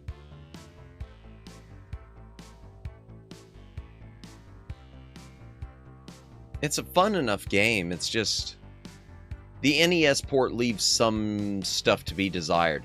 I'm sort of leaning towards a C on this one. Let me see where the NES guide wound up with it. Ultimate Nintendo guide, predictably, arcade version has better graphics. Yeah, NES port has a faster fighter plane. Really? Okay, I didn't realize that. Making it a fairer, more enjoyable game. That's interesting, and they gave it an 80%. Maybe I need to revisit it sometime, because I was leaning towards C, but that's making me think I might put it B. Yeah, I don't want it to be the same as Silver Surfer. I'm putting it in a B category, chat. And once again, thank you everyone who's watching tonight. Lurkers, thank you for lurking. BOD watchers, thank you for watching the BOD. I hope you are all having a great week. I didn't talk much about the schedule, but reminder, tomorrow night we will be playing Scooby-Doo Classic Creep Capers on the Game Boy Color. And if this new scaler shows up from Amazon by tomorrow, hopefully I could get it tested and see if it'll work before the stream, because I'd like it to look a little better. Because unfortunately, it's a Game Boy Color game. As a Game Boy Color game, I have to play it through the Game Boy player on GameCube. I can't run it through Super Game Boy. The only other thing I could do would be the Retron 5, and I'm not going to do the Retron 5. Nope. Smash TV.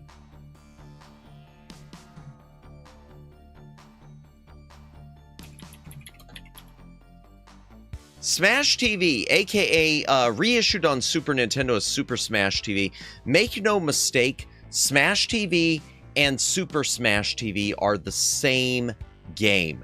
They just called it on Super Nintendo and Sega Genesis for some reason Super, because they wanted people to think it was more Super because 16 bits, but they are the exact same game. Trust me. That said, the NES version is... It doesn't look good. It plays okay. It has a few nice points to the gameplay.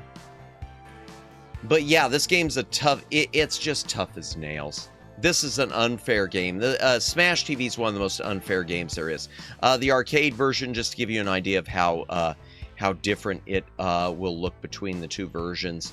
Let me zoom in. The arcade version looks like this, and the Super Nintendo looks almost the same. But the NES version...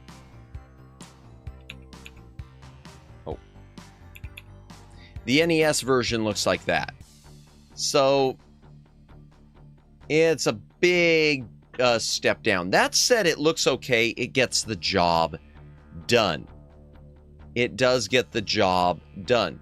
It's an arena shooter game. It's single screen. You basically enter a room. All sorts of enemies start piling in. You need to survive while collecting items, weapons, and points. And as you play, you're also looking for keys to get into the Pleasure Dome. a brand new VCR. The prizes are very much in line with the time period. They do show you a map as you go, just to show you like where you are and the boss character. The boss character for each level. I never have made it to a boss character. Yeah, visually it looks okay too with the cutscene things. Even though I don't know if it's got any of the, I don't remember if it's got the vocal effects. Like, big money, big prizes, I love it!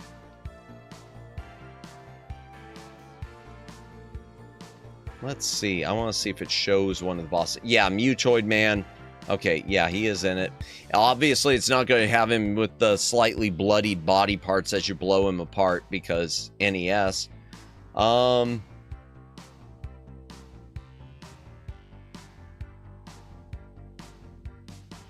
going to look at the reviews. Oh, one cool thing about the NES version, though, chat. One cool thing about the NES version is the dual joystick mode. Either, first of all, it's 2 players simultaneous. But if you use the 4-player adapter or you are playing it single player using both joystick ports, it works as a twin stick shooter like the original arcade version. You can plug in 2 NES controllers and you can use one of them, the D-pad, to move your character around, and the other one, the D-pad, to shoot whatever direction you want. They made the game actually have the twin stick experience. That is one really cool thing about the NES version, which the Super Nintendo doesn't replicate because of the 4 buttons on the face were sort of equivalent to a D-pad, they thought. And I don't know if the Genesis version does. Hello, haven't been here in a while. Welcome in, Jason DSP. Welcome in. I hope you are having a good Wednesday. We are just ranking the NES games that are in the back library. We're on the S's. We're probably only going to be doing the S's today because Madamus is a bit wiped out after yesterday, but welcome in, welcome in.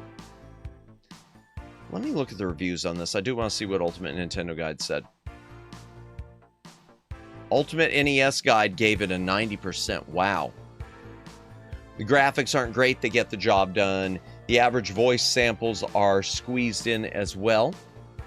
Okay, so it does have more of the voice samples. If you're looking for a unique frantic shooter, this is the game to show you with the 2-player mode being a bonus blast. 4.5 out of 5. Wow, they gave it a pretty, yeah, 90%. Interesting.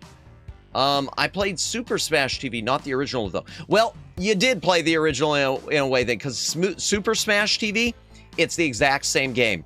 They just called it Super to push the 16-bit aspect. Super Smash TV is just a direct port of the arcade version. So, yep. But the NES version, yeah, it's got the twin stick mode, which is nice, but visually, it's not that appealing.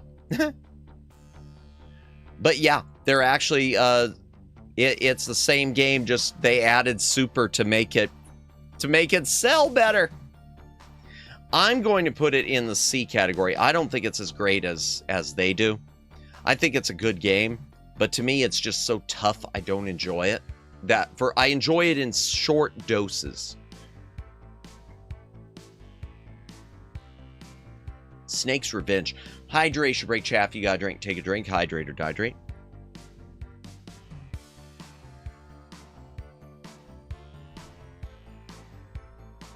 Yeah, the NES version is a bit harder to find, Jason, too. Especially with a label that's intact. It was a time when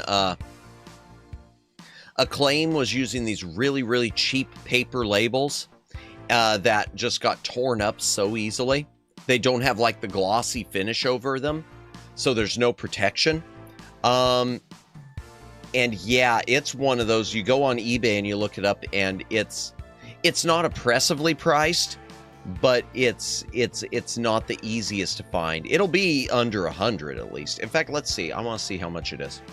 Now you got me wondering. How much is it? Oh, well, that's not bad. Hell. Really? X rental, I don't know what condition the top label's in, but that's not bad. Never mind. You know, everything I just said about the price, forget it. Okay, but yeah, you can see, okay, that one looks like it's okay, but you can't see the top. But here, this is a good example. See, this is the way the labels got, because they don't have that that sort of clear plastic layer on top of them for whatever reason. So they just get torn up really easily. Even that one, you could see the little chips at the top. It's annoying. Yeah, I was wrong on the price. If you could deal with a label that's torn up, it is not expensive. So never mind. Madamus didn't know. Snake's Revenge. I know I paid more. I think I paid more because I got one with a label in really good shape. Snake's Revenge, the sequel to Metal Gear on NES. And a much better game than Metal Gear on NES. I mean, well, not much. Not much. That's a bit unfair. It is slightly better. Snake's Revenge is a licensed but non-canon sequel to Metal Gear. So yeah, this is, I feel asleep. Ditto. Ditto, Jason. Ditto. I'm running on like 3 hours right now, so yeah, this is gonna be a shorter stream. I remember hearing that, and I never knew that before. I did not know that Snake's Revenge is non-canon. But it's another espionage game, a little more action-y than the first one. The avoiding the spotlights, the searchlights is a nice mechanic.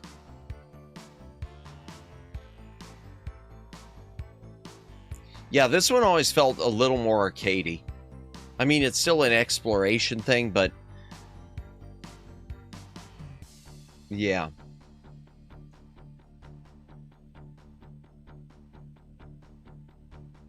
Okay. Let me look. I do want to see the reviews. What did Ultimate NES Guide say? They gave us 60. In the end, the open world gameplay, hook, quality soundtrack, and overall fun compensate for somewhat awkward control scheme and poorly executed menu screens. I don't remember any problems with that. I don't remember problems with the menu. I feel like this is probably about the same as I rated Metal Gear, which I think I rated Metal Gear in the C category. Yeah, I consider it to be C as well. And once again, thank you everyone who's watching. Lurkers, thank you for lurking. VOD watchers, thank you for watching the VOD. Reminder, tomorrow night we will be playing Scooby-Doo Classic Creep Capers on Game Boy Color. And on Friday, it is the full moon stream, so we will be doing Super Seducer. Again, trying to finish it. Snoopy's Silly Sports Spectacular. This is an unfortunate use of the Peanuts of a Peanuts ISP. It's not a... I mean, it's fine is the thing. So Snoopy's Silly Sports Spectacular was released in Japan as Donald Duck.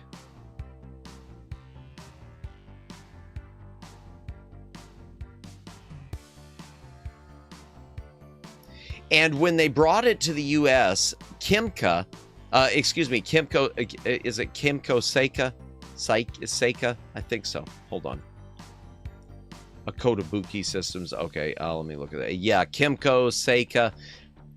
They didn't have the rights to the Disney stuff was cleared for Japan, but they did not have the rights to the Disney ISPs here. So just like with Bugs Bunny Crazy Castle, where they changed Mickey Mouse into Bugs Bunny because it was a Mickey property in Japan, they changed Donald Duck into Snoopy. And this is basically just a Snoopy goes to Italy to compete in a bunch of stadium events.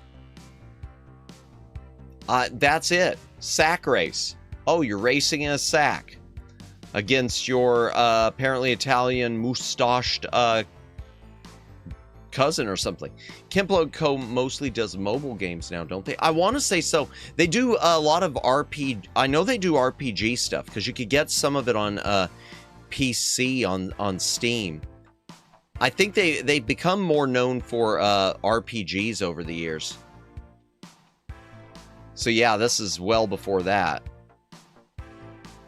Pause in the US version, colors were changed. Dark yellow to dark red, okay. Boot throwing. Yes, Kimco does free mobile RPG games. They're pretty good. Gotcha, okay. I know I've got at least one of the RPGs they released on PC that isn't like a mobile game, wasn't one of the free ones. I've got at least one on Steam that I've never played. I think it's As Divine Hearts, something like that. Used to play them a long time ago. Nice, nice. Yeah, I know they even console-wise, because they did one an RPG I really want to play someday on stream, Ghost Lion on NES. Throwing a boot. Pogo stick, yay. This game is... I mean, it's just a one or two player stadium event thing. There's nothing to this game. There is just, yeah, it's just not great. I really enjoyed Battle of Olympus on NES. Oh yeah, Broderbun put that out. Where did I rate that? Let me see. Crystalis was great too. I still need to play through those. I've played them. I haven't played through them. Battle of Olympus, Crystalis I put at A. I want to say Battle of Olympus I put at B, which is still good. Didn't I? Or did I put it as A? I might have put it as A too. Yeah, I think I did. Yeah, I did. I put those both as A. Those are good RPGs. Again, stuff I do want to play on stream at some point. Snoopy's, honestly, I'm putting it in D. I think it's just a waste of a good license. Visually, it looks fine, but it just is so boring, so quick. Solar Jetman. This is a rareware. Oh, well, here, let me look. I forgot to look at what the review said on this one. I do want to see what Ultimate Nintendo Guide said. And I'm going to take another hydration break. If you got a drink, take a drink. Hydrate or dehydrate. They gave it 50.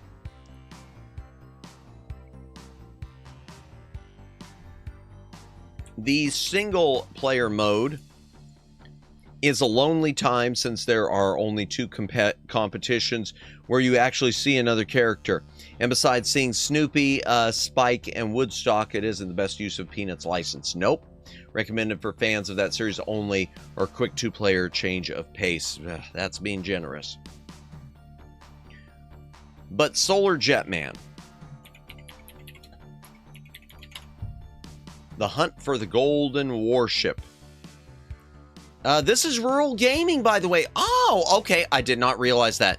Welcome in. Welcome in. Good to see you. Yeah, I wasn't sure. When you said it had been a long time, I just thought, oh, well, you must be someone who stopped by, and I just didn't remember it.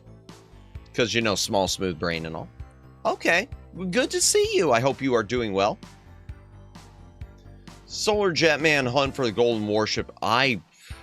This is one of those things I want to like, but I just don't. So, the thing about Solar Jetman, it is kind of like a Gravatar game. It is a spaceship flying, a gravity-based, doing very well, trying to start a little business. Gotcha. I understand that. Well, good luck with it. I hope it pans out for you. The whole point of the game is to collect parts of a warship and bring it back. You are on planet surfaces where there's a gravity pull. So you have to fight against that as you fly around. There are enemies shooting at you. You could shoot back at. Visually, this game looks really well. I mean, looks really good. The music on it is pretty good too, because it is rare. Rareware games always have a certain amount of polish. That said, I'm not a big fan of it. First of all, I don't understand. It's almost like they tried to make it a Space Quest thing as a space comedy, but there's no comedy to it. So it starts off, I mean, Solar Jetman, okay. Then this pops up and it says like International or Galactic Federation of Space Loonies. Okay, whatever. And when you get out of your ship, there's, or let me find, is there another picture?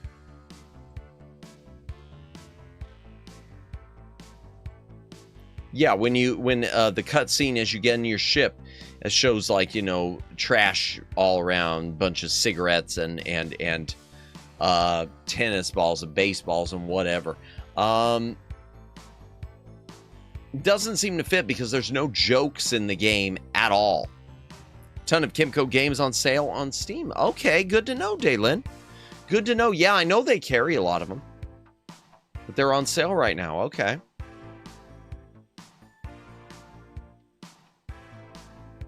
Yeah, it's a good-looking game that I do not enjoy. I really do not enjoy it. Let me look at the thing. Ultimate NES Guide, they gave it 80%, and I disagree. Planetary surfaces are craggy yet colorful. Alien armies are creatively designed and well drawn. Music is tastefully understated. I like the music. Sound effects are varied and unusual. I don't remember the sound effects. Top-notch game, requires dexterity and patience. But again, this is a subjective list. It's just not a game for me. I hate playing it. I hate playing it. I'm putting it in the D. And I'm going to take another hydration break. Chat, if you got a drink, take a drink. Hydrate or dihydrate.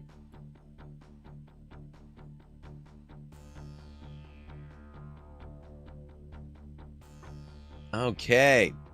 Solomon's Key.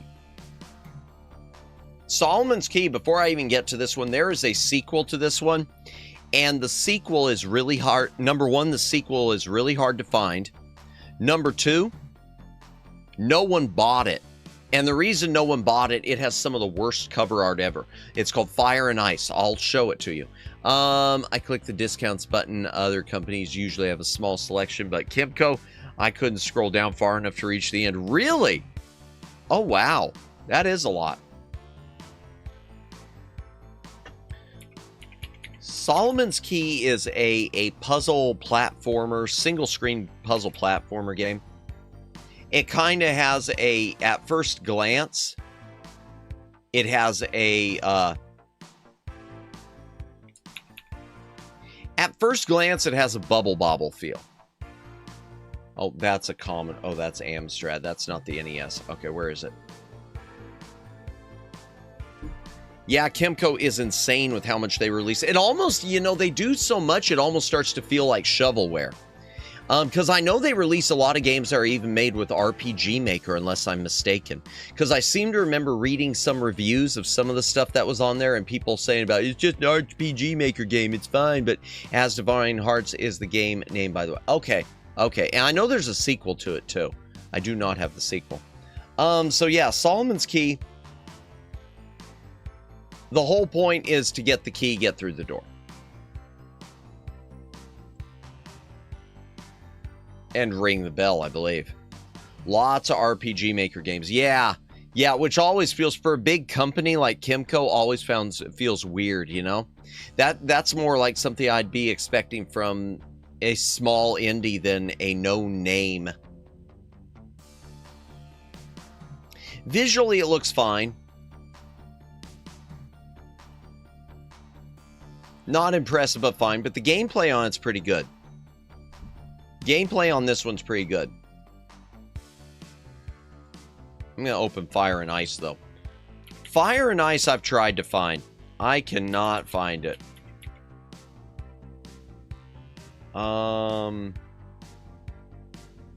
I'm not seeing it there. So let me go back to overview. Series. Solomon's Key Legacy.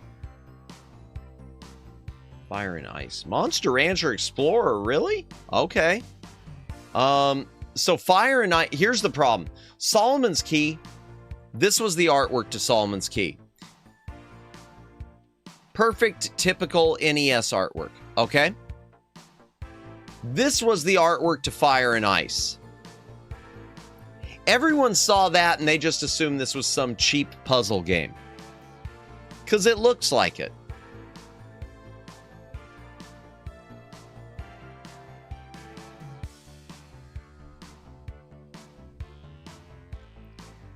That said, yeah, and unfortunately, it was called Solomon's Key 2.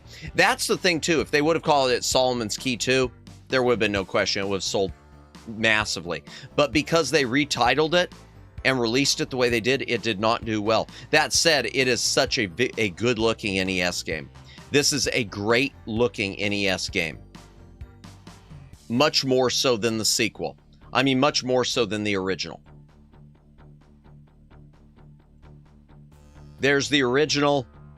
Here's the sequel. Yeah. So, unfortunately, and just to give you an... You know what?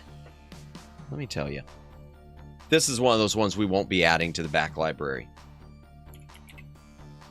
Fire and Ice NES. There's one, 374. There's the cartridge only, 350. Cartridge only, 300. Cartridge and manual, 315. Yeah, won't be adding that anytime soon. But Solomon's Key, 7.3, it is a good game. I do want to pull up the review real quick. Ultimate NES gave it 70%. Yeah. 50 rooms to get through. Many won't be able to get close. Yeah, no, I never got that far. The unrelenting challenge of some levels and an absence of the continue system. I didn't realize that. To be able to experiment and try again. It's a stand down the NES for the concept alone, even if most players will be stunned when attempting to play it. Well, I wasn't stunned when I played it. But I think it's, do I think it's a D or a C? I think it's a C. It's a C. It's another C. I wonder where we've got the most in. Is it C's or D's? Yeah, it's C's. Okay, we've got most in C's and B both. Those are both, okay. C's a little more, but B is pretty close. Chat, I'm going to tell, this next one is one that does not have good reviews. I contend it is one of the greatest hidden gems on the NES. It is the type of game you look at and you pass over. It is called Space Shuttle Project.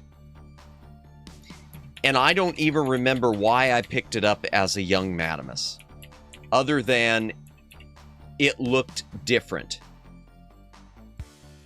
That's the artwork to it. You see that and you kind of just move on. Space Shuttle Project. Oh, that really sells it. Judd, welcome in, welcome in. Hope you are doing well. Happy Wednesday. Space Shuttle Project is a series of almost mini games. Each stage is, it's all about launching a shuttle, repairing or removing satellites, coming back to Earth, just typical space stuff, NASA stuff, orbiting and whatnot. It's almost each level is made up of, okay, each level is made up of multiple stages, and each stage is almost a mini game.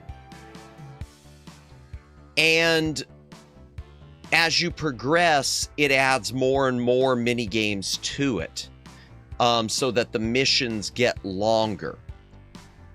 Visually, it looks good overall. Gameplay, I really like this one. Remembering the numbers it gives me earlier, this doubles as a password screen. Yes, you have to remember your numbers at one point. So yeah, like stage 1. Fuel and board the shuttle. It'll tell you right there. You got enter the elevator. Oxygen fuel switch on. Hydrogen fuel switch on.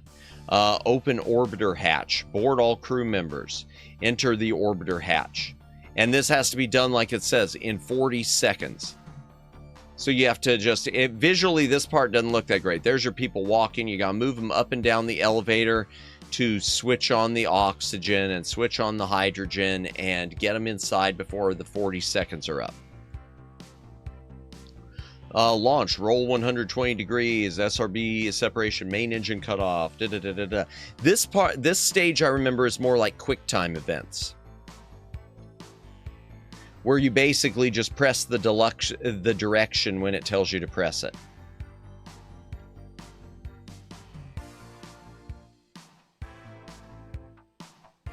Oops.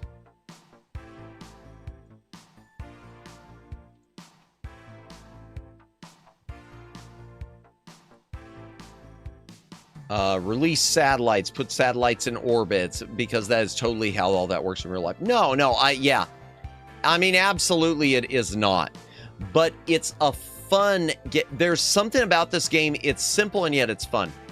This game is fun. In my opinion, this is one, for me, like I said, this is a hidden gem. And Ultimate NES Guide they agree too, it seems, at 70%. This is a title that straddles the education action genres and may not be for everyone. Nope. There's some enjoyment to be had, unique game, right receptive audience. I really enjoy this one. I'd like to play it on stream, but I feel like it wouldn't stream very well. Someday maybe I will try it. But Space Shuttle Project for me is, I'm going to say it's a solid B. It's not the most amazing thing on the NES, but it's a solid B. Okay, hydration break chat. If you got a drink, take a drink. Hydrate or dehydrate. Ooh, great. Next is Spider-Man. Busted Spider-Man.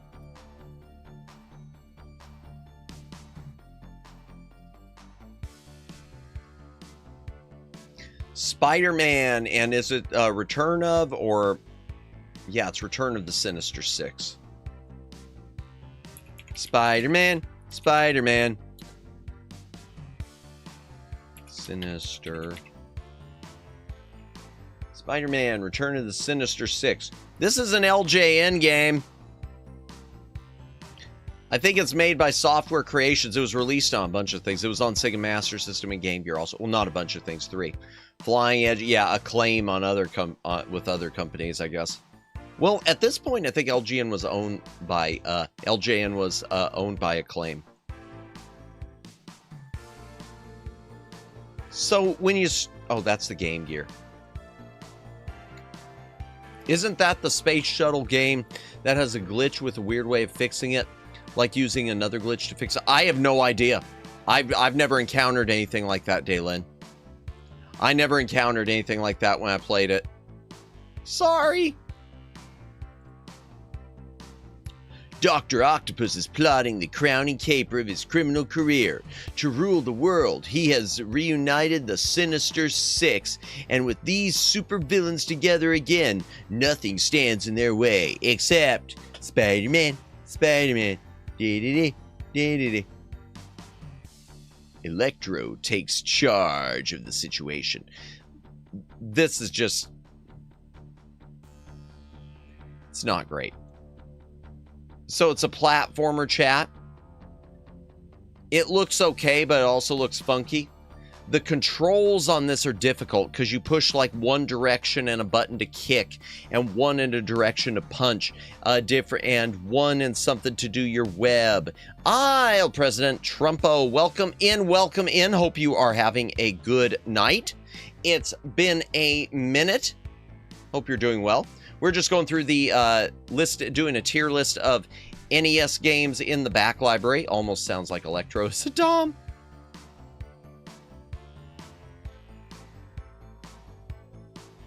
The controls are just so wonky. And the hit detection on this is really bad. When you fight enemies or anything getting in your way, the hit detection is really bad. Plus, visually, I don't know what prompted them to do this, but characters, including yourself, explode when they die. Let me see if there's a screenshot of that.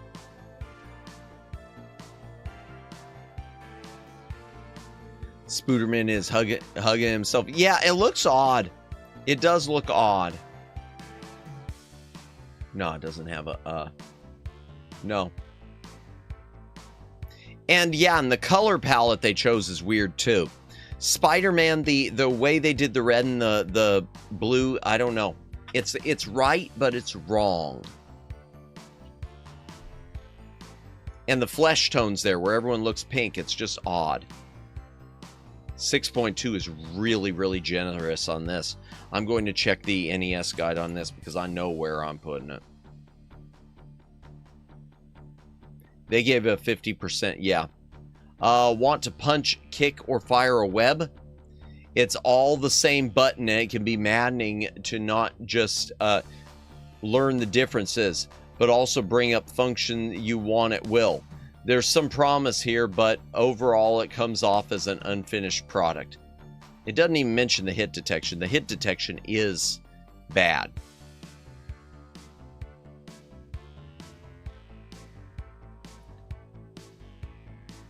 I'm not putting in F, but I am putting it in, well, in my experience, characters exploding when dying comes from censorship. You can't have blood in the game. It could be. But being LJN, I don't know. I'm just wondering, is it a D or is it an F? I'm leaving it as an F. Because to me, the controls are as bad as Conan. And Conan has bad controls. Spiritual warfare. Okay, some of you know, some of you were here for it. Easter we played, and we didn't finish it. Maybe we'll go back to it someday. We played Spiritual Warfare, which is the wisdom tree answer to The Legend of Zelda. It's not a good answer, but it is the wisdom tree answer. It's a, yeah. Find items, get weapons, and save a bunch of souls.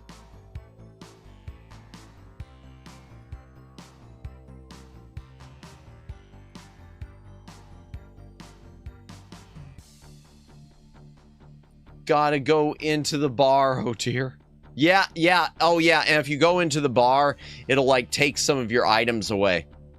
It will punish you. This is the Belt of Truth, one of the 6 pieces of the armor of God. With it, you can move obstacles. Tighten your belt. I'm going to see the reviews on this real quick. Ultimate Nintendo Guide gave us 70. That is really, really generous. Graphics and gameplay are adequate, but biggest flaw is the music. Yep. There's only one song loop. Yep. Still, it's a strong game and arguably the best religious one on the NES. Yep. Is this Bad and Kaito's Part 18? Welcome in, Moo. Welcome in. Hope you're having a good Wednesday. This is Wednesday, right? Oh, welcome in. And by the way, chat, if you have not subscribed to Moo, there is the link. Be sure to do so right now. She does all sorts of gaming and art and fun things and whatnot. How you doing tonight?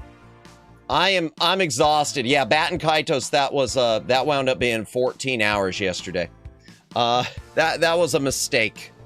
That was a bad move.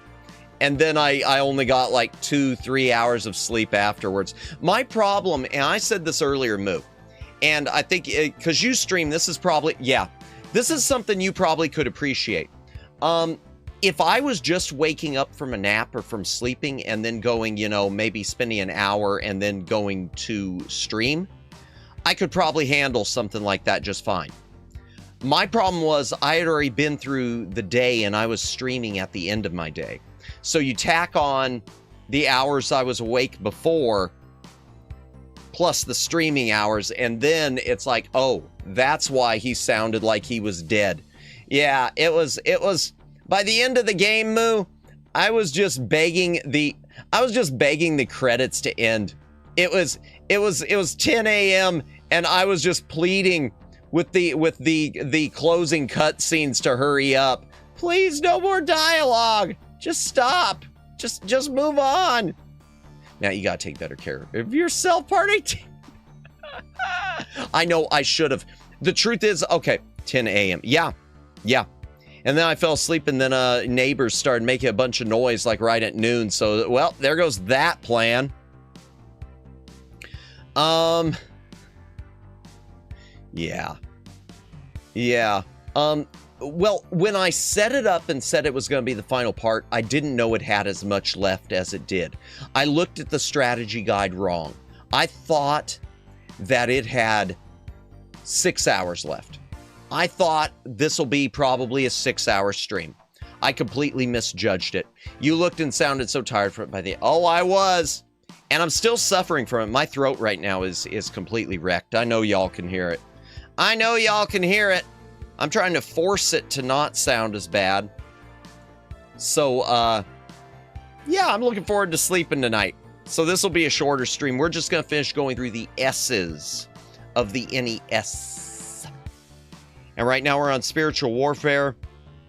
I agree that Spiritual Warfare is probably the best of the NES religious games. But that isn't necessarily saying a lot. To me, it is lacking so much polish that I want to see where I put Bible Buffet, because I think I moved it around.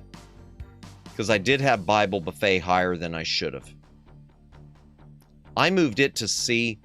You know what? I'm changing this. I am moving Bible Buffet down to D. Because I don't think it belongs in C. And Spiritual Warfare. Batten Grindos 18 chat votes on streaming more Batten Kaitos or quitting. Super Earth Managed Democracy wins election. Streamer and chat both confused how that happened. I don't know how that happened. That's the game you played for Easter. This one is Spiritual Warfare, yeah. Spiritual Warfare. The truth is, I also think it's a D. I don't think it's a good game. They gave it more credit than I think it deserves. I think it's missing too much polish. I think the main character looks stupid. Bible Buffet sounds like a crazy spin-off title to Bible Black. So let me tell you about Bible Buffet real quick. Bible Buffet could have been a contender. It is a game like Mario Party on the NES, but with trivia questions. So think of something like a Trivial Pursuit game, but within Mario Party style mini games, kinda. Except they're all kind of the same. It has absolutely nothing to do with the Bible except that the trivia book, yeah, the only thing it has to do with the Bible is they took this game that was some sort of a trivia game, and the trivia book that you have to use that it comes with is biblical trivia. They could have made it anything. It could have been it could have been any sort of a trivia pursuit game. But yeah, it wasn't. Madames, can you tell us about Bible Buffet? But Madames could tell us about Bible Buffet, but can you tell us about Bible Black? The only thing I know about Bible Black, I know what it is. And I watched, it was either Ava Hawthorne or Umi Kyoku did like redubbing some of the lines from it, or was judging some of the voice acting, which it was Ava. That was, it was hilarious. That's what it was. Me too. Wait, Moo? What, I thought Moo was say so. Of course Moo is say so. Wait, who said Moo wasn't say so? Oh, of course, I'm sure Moo is say so. Definitely. Oh, Matt is say so. Yeah, sorry about that post I made on Twitter that you opened in public, Moo. Oops. I watched the stream. Did you? I was in it. Yeah, I was, but I was lurking, so I only got to see bits and pieces at the time. I was mostly listening. Yeah. The post. Oh, it was the Twitter one about. It was the one about Winona Ryder and Jamiroquai, which the lead singer of Jamiroquai apparently dumped Winona or broke up with Winona Ryder because, quote, her boobs were too big and she wanted to have too much schmecks all the time. Which, you know, my first reaction to that is, you know, like Ice-T in Law and Order. I got news for you. Because seriously, man, that's the only explanation I can think of. When that's your explanation for breaking off a relationship, that's pointing to something else. Just saying. Just saying. Matt putting insane stuff on the timeline. I don't even remember where I saw that. I don't even remember where I saw it. That is hilarious, isn't it? That's like the opposite. Yeah, exactly. I got news for you. That means... I'm not going to say it. Yeah, I've never... That's like what I would expect more of a... Honestly, that's what I'd expect more of a potentially of a woman in a relationship to be complaining about with a guy. Not the boob thing. Well, maybe the boob thing. I don't know. But, yeah, I don't know. That's just bizarre. I do need to cough. Excuse me. Yowzers. Okay, 7-Up Spot. AKA 7-Up Spot. The most useless use of an IP I think that the NES might have. So on the NES chat, they did a 7-Up Spot game. And ooh, this looks like it's... Oh, wait, that's not the NES cover. Ooh, this looks like it's going to be so cool. Wait, Moo opens Twitter in public. Oh, boy. I mean, I would if I had used my smartphone in public. Spot, the video game. You look at this cover and you think, ooh, it's going to be some sort of a platformer, right? You look at this cover and you think, ooh, this is going to be some sort of a really fun platformer. Or something, or something. 7-Up Spot is... That's the Amiga version. Where's the NES? It is reversey. It is a 4-player... it's normally not that bad. I forgot it was Golden Week. Yeah, I didn't know it was Golden Week. I don't really follow Golden Week, so I had no idea it was Golden Week. Until I suddenly saw a Twitter post, until I saw a bunch of Twitter posts mentioning it, including yours.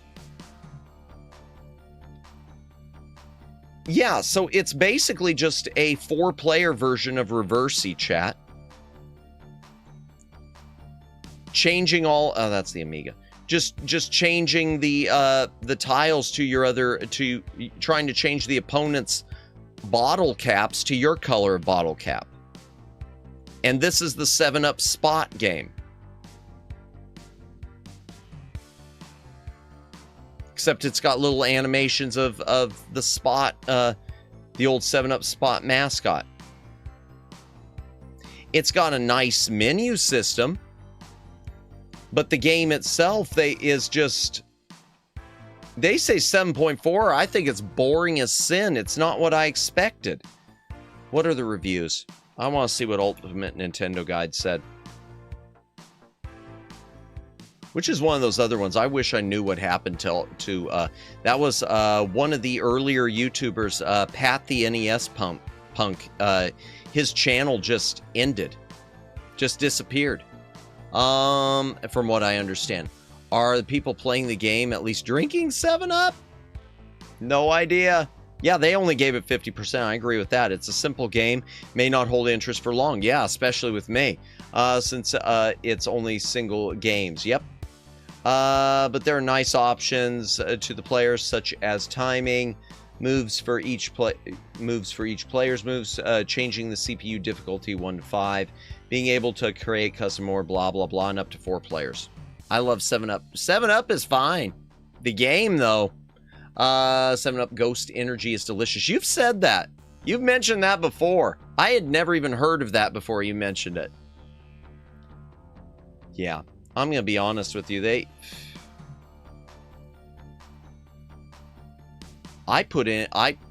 It's new. Gotcha. I don't drink a lot of energy drinks, though. That's true. That's part of the reason, though, with me, too. I'm going to leave Spot in the F. To me, Spot is an F. I just have no interest in playing it. Monopoly. I'd rather play the Monopoly. Spy Hunter, the one that everyone always thinks that the song, the Peter Gunn theme is the theme to Spy Hunter. It's new, or one of the rarely repeated where it seems new. Okay. Yeah, I'd never heard of it. Spy Hunter is an older game that was ported to the NES later. It originally was in arcades in 1983. So it came to NES probably in like 87. Ooh. It was on the XE the Atari XE. Nice. And ColecoVision. It was on a lot of stuff. So Spy Hunter, did Spy Hunter ever end, or does it go on forever? I think it goes on forever, Siren. I think it goes on forever. In fact, I'm going to check the overview. Does it even say? Original arcades, driving action game, your car equipped, enemy cars to stop you, including... It doesn't say, and as far as I know, yeah, I've never beaten it. I've never beaten it. The big draw for it seemed to be the song, but so many people think that song is the theme from Spy Hunter. Dun dun dun dun dun dun dun dun dun dun dun dun. That's actually the theme to something called Peter Gunn. It was written by Henry Mancini. Peter Gunn was a TV series. I've never seen the series, but apparently it had a banger song. But yeah, Spy Hunter on NES. You're driving the supercar because you're the Spy Hunter. And it is tough as nails. I definitely never beat it. You probably, honestly, Siren, you probably did better than I did, because I only played it very little. I got frustrated with this one so quickly. I got frustrated with this one very quickly.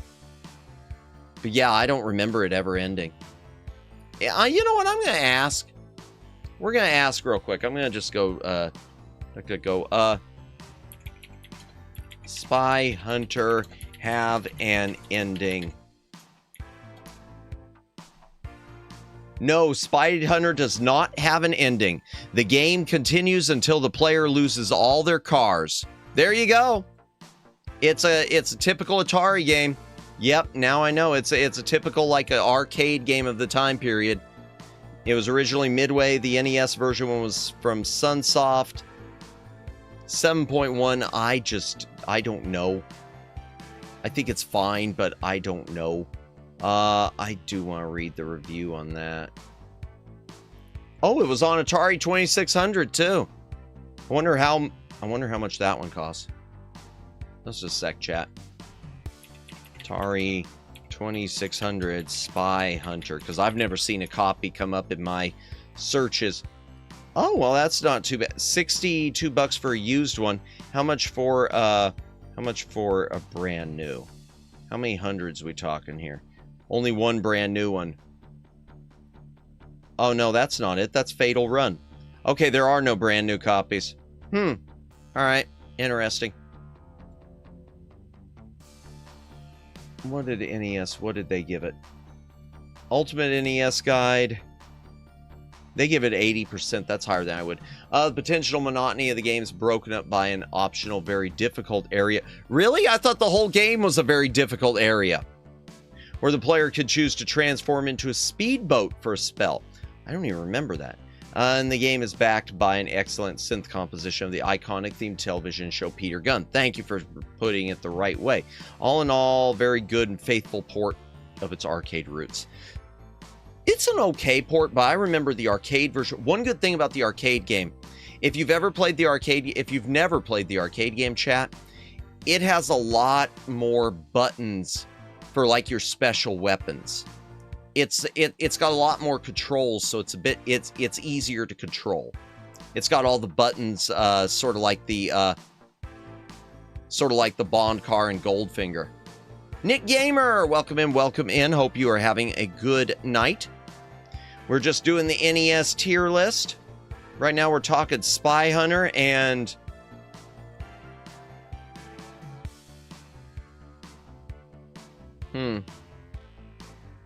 I don't know whether I would put it as C or D. I really don't. It's weird when biological creature can turn into a technological vehicle. Donkey Kong Country games, Yoshi's Island, Sarah. Wait a second. I don't understand what biological creature turned into what are we talking about? When did Yoshi become a technological creature? Or technological vehicle? I'm sorry, I'm not understanding. Spy Hunter, I'm gonna put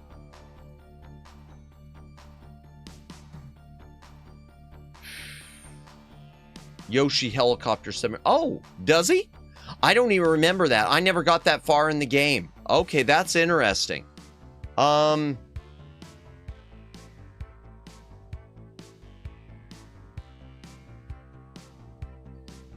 looking here. I'm trying to decide. I'm going to put it as C. I don't like the repetitive thing with it, but I'm going to put it as C. Star Soldier. This is just a shooter. And I want to say Star Soldier was on TurboGrafx either. I mean, also. I'm sorry, I'm losing a few words now and then, chat. My apologies, since I am a little bit tired. That's okay. We're just going to go through the T's, like I said. I mean, the S's, like I said. So it'll be a short stream tonight. He says as it's already over 3 hours. Star Soldier was not in arcades. Okay. But it is Hudson. So I beat Star Soldier once, never again. Really? Oh, man, you're a better player than I am. Nice. Yeah, I never did. I didn't know Hudson Soft was, I guess they published it somewhere. Konami did some of it too. Okay, interesting. But I know the NES one is Taxan.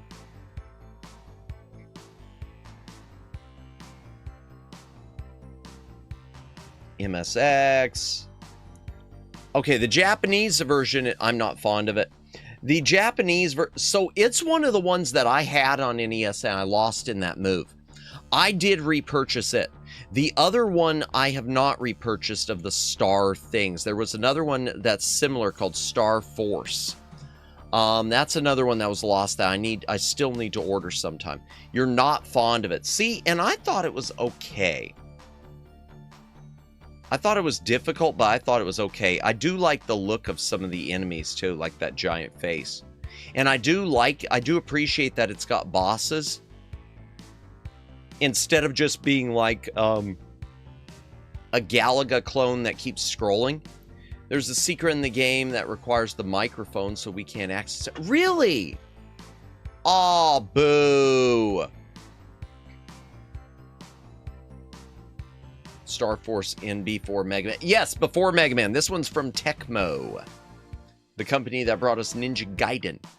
Or as they said in The Wizard, Ninja Gaiden! I'm going to look at the reviews on this one. Okay, there we go.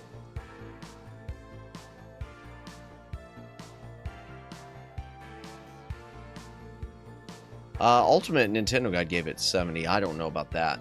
A neat touch. The player can fly under certain segments. Yeah, of the background. I did like that. To dodge out of battle with particularly tricky enemy waves, although sometimes this occurs at very inopportune times. Well, the game is simple and lacking variety. It's very well put together and a great choice for any shooter needing a quick fix. Okay. The Japanese like this game. Most people seem to like it more than me. No, I get that. It's not my favorite shooter by any stretch of the imagination. In fact, before I rank it, I just want to see where I put some of my other shooters, just so I know for comparison's sake, because I don't want to put it higher than I should. I haven't put any in A tier yet. B tier, I've got 1943, that's squares. And Silkworm, that's squares. And Legendary Wings, that's squares. And Sky Shark, that's squares. I'm putting it in C. To me, it's C level.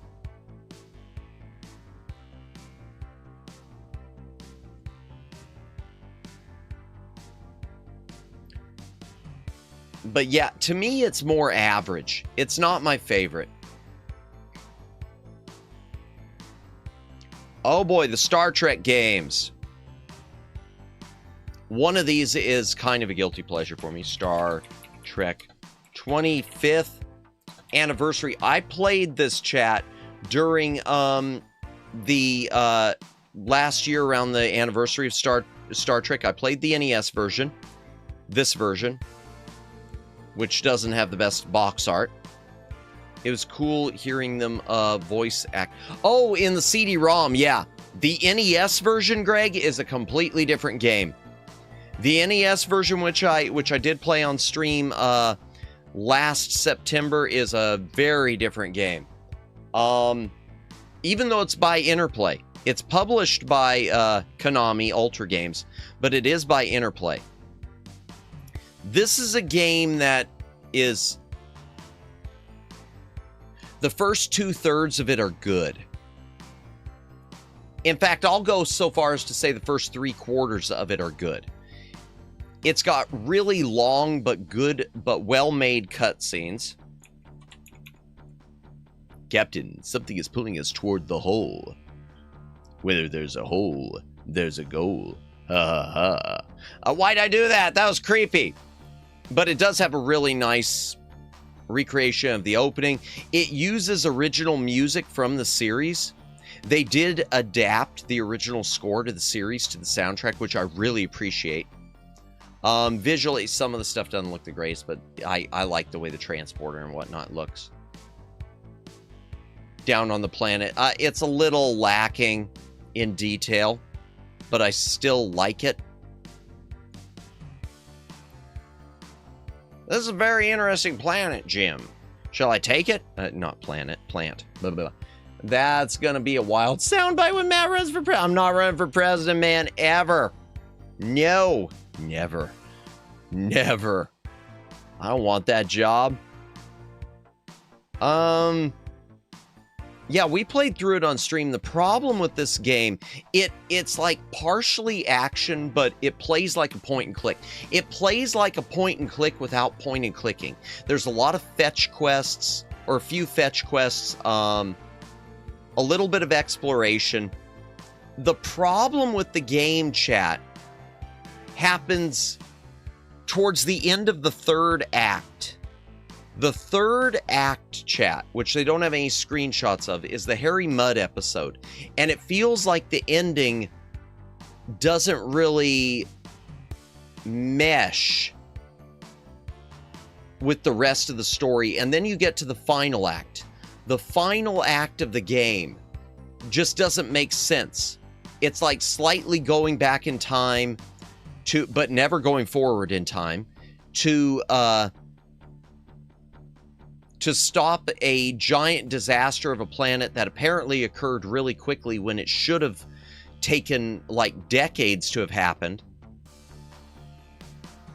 And there really is no climax. It's just, the whole final act is just a bunch of fetch quests, ending with a card game of Fizbin, because it ties into an old episode called A Piece of the Action, where there was this fake card game named, which was just done as a bluff.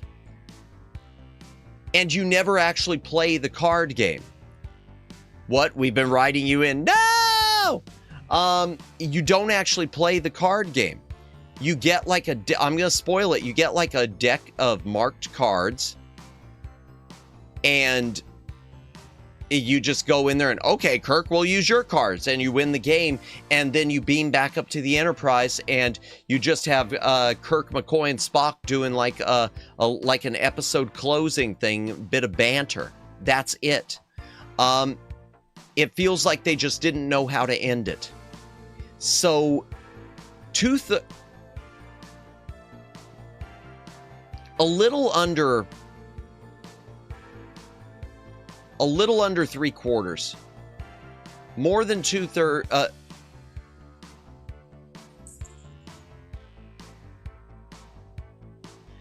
Yeah, I'm just gonna say a little under 3/4 of the game is really good, and then it just falls apart at the end. And it's too bad because I really do. I love this game. I love it, and I want to love it. And it's something I'm happy I've got a boxed copy of it. I'm gonna read the review. Nintendo Power gave it an 80%. Ultimate NES Guide gave it a 60. I disagree with both of those. The good does outweigh the bad, especially if you enjoy Star Trek and/or adventure games. Fans of the former will find references to episodes from the original series, most notably Piece of the Action. Fans of the latter will find interesting puzzles requiring critical thinking, such as beaming down correct specialists, to help Kirk out on planets where Spock and McCoy don't have necessary skills. Either way, developers did their homework enough to make this a decent, if otherwise unremarkable game. See, and I just feel like, yeah, that ending, it just falls apart. For me, I'm going to be generous because this is a subjective list, and I do like this game a lot, but not enough to make it A tier or anything like that. I'm giving it a B. It's sort of like, it's sort of like King's Quest V, isn't it? I do love King's Quest V. I don't like that port. If this port was better, it could be even S tier. Star Trek: The Next Generation. This goes back to games that never end.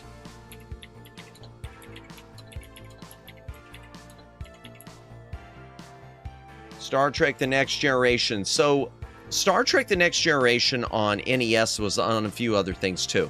It was released on Game Boy, and it was also released on Game Gear as as Star Trek: The Next Generation Holodeck Simulator or something like that. 5.8. I don't know. I think it's a little, So it's basically Starfleet Academy, Next Generation style. The Game Gear version looks really good. Game Gear was able to pull off a bit more. Visually, I do like the drawings of the characters for this, the digitized versions of the characters. Go away, Starburst. Or whatever it was. Candy. It's basically a Starfleet Academy simulator. You take the role of Captain of the Enterprise, running a bunch of training missions. An ambassador from Krios must prevent a war on Crystalia. It randomly generates missions. So that's one cool thing about it. Every time you play it, it's a little different. It has you go to different planets, doing different missions, whether it's beaming down supplies for a virus breakout, or transporting an ambassador between planets, or defending a planet from or ships from some other, like Ferengi cruisers or something like that, and eventually taking on a Borg cube. The thing about it, though, is it doesn't end. You gradually get ranked up from like ensign up through, I think Admiral, and then it just keeps going forever. The game never says congratulations, you won. It's just the simulation never ends. We're all living in a simulation.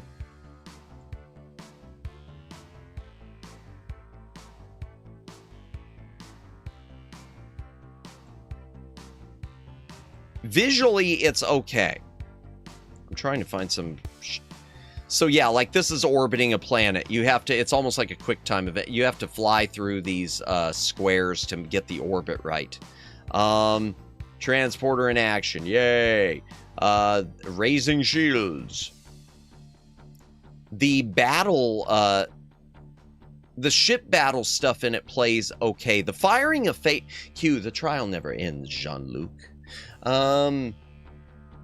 The battle things on it are interesting, because with the phasers, you don't just fire them and they cause damage. You have to actually get the shot holding. So the battle scenes, the ship combat scenes can be difficult if you're shooting at a moving ship, because you've got to get them actually like held. Engineering, this is one of the mini games that doesn't really make much sense to me. In order to divert power from, let's say you want to boost to the shields instead of to the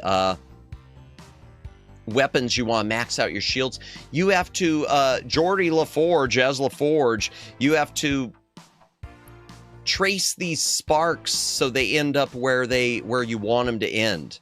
So it's this like sort of bizarro puzzle game thing. But it never ends, and it is extremely repetitive.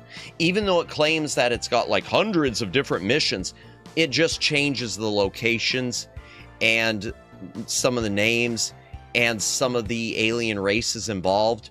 Outside of that, they are just the same, like, I don't know, 7 missions over and over again.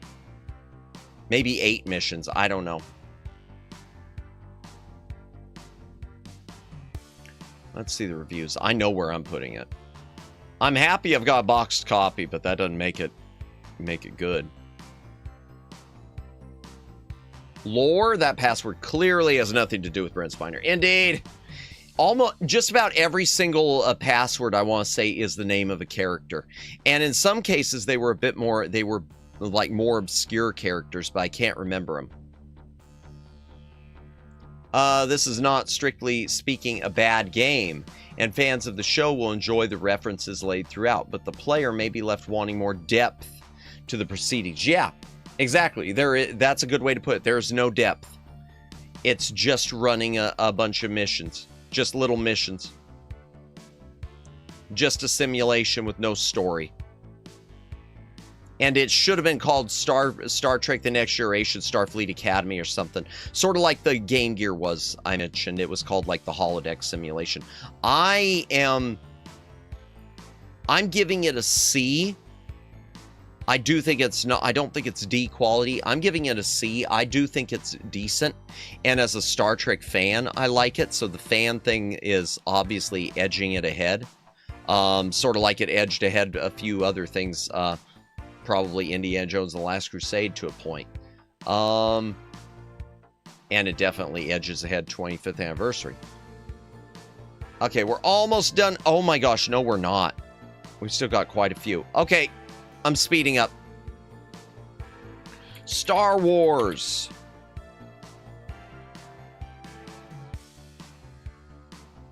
First of all, I wish I had the box on this. I do like the cover on this. I like the cover. The way JVC did their things, I just like that.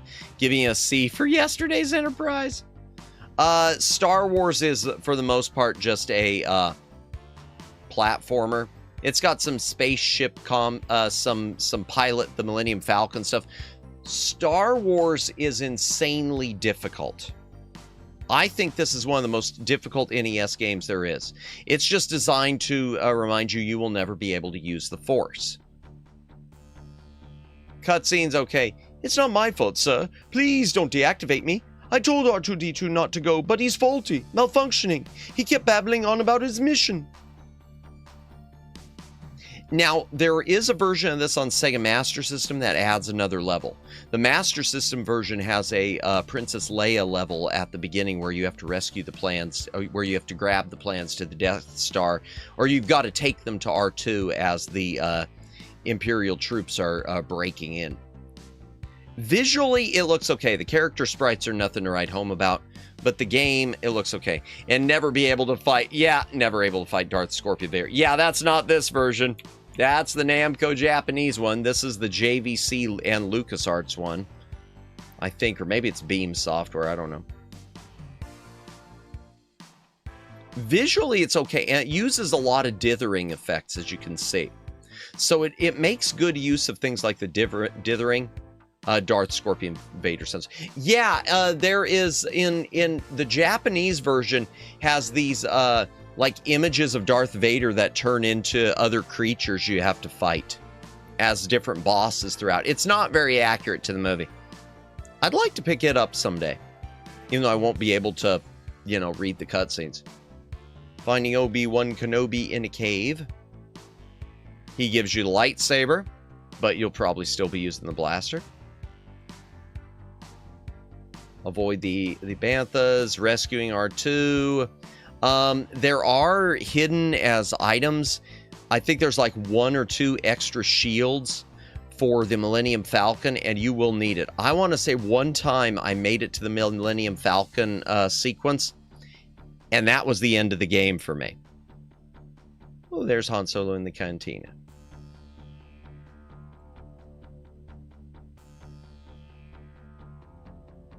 You do get to play as, I think as solo.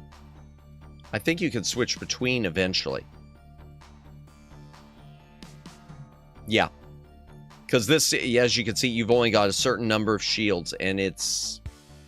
The immense and dangerous asteroid field is big trouble. Try to avoid as many as possible. Yep. Didn't this have a little voice acting, or is that different? That's the next one that I know of Vice. I think it was Empire Strikes Back, where you've got Obi-Wan, or the ghost of Obi-Wan, doing, "Choose the Force, Luke." Where you choose your different Force powers. Oh, the Cantina Band. Help me, Obi-Wan Kenobi. You're my only hope.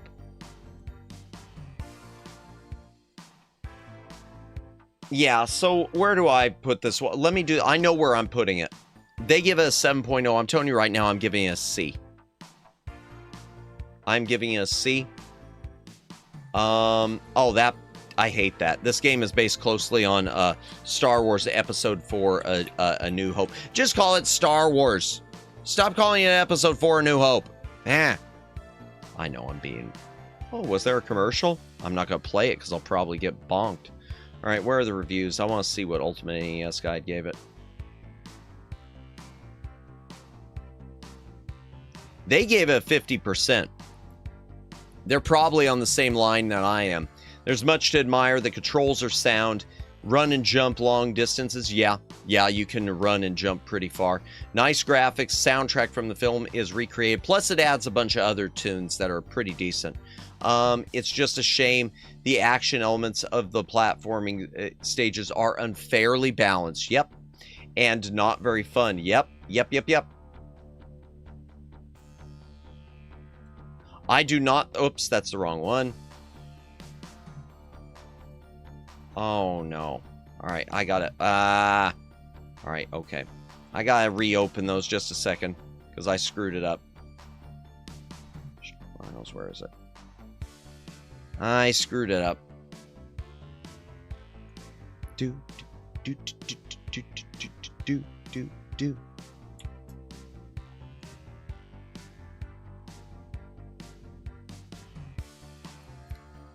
Wait, why isn't it showing stuff?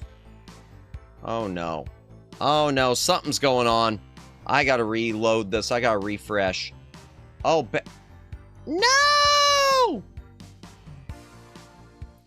Oh no. Why is Tier King? No!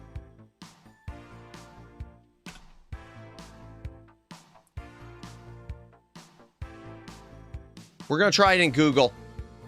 Unbelievable. No! Oh my gosh.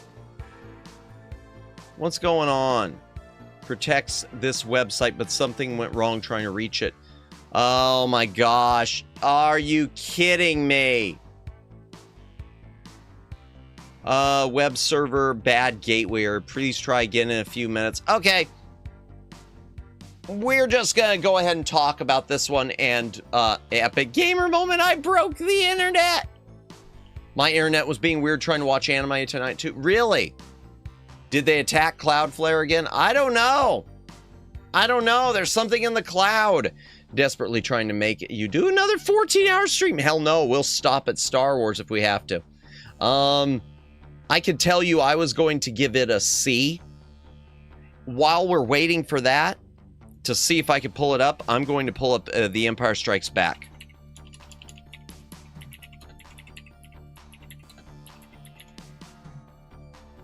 Which is even more... We do need... No! Not tonight. Oh, that's the wrong one. That's the Atari 2600 one. Again, I do like their box art. It's simple, but I like it.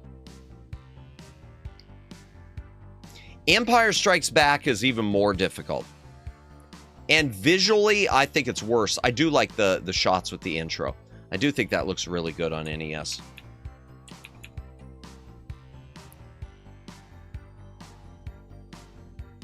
But once you get into the game, it feels even less detailed than the first one.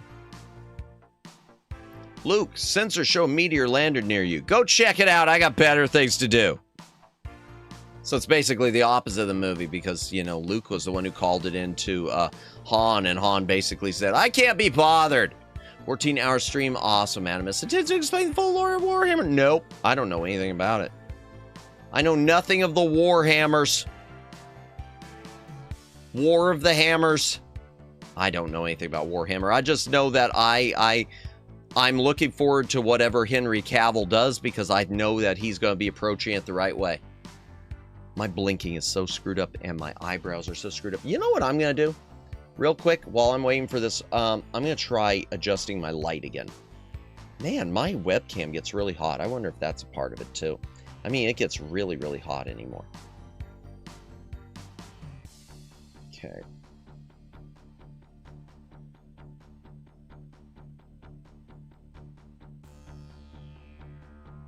Let me see if it's closing them.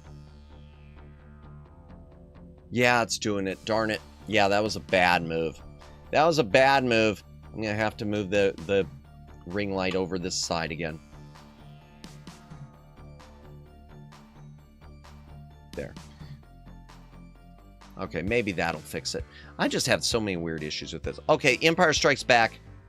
I have never gotten past this section. Like, ever.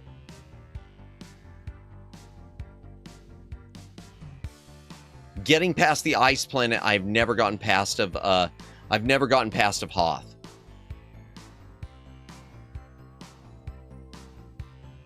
Luke, the lightsaber is the weapon of a Jedi.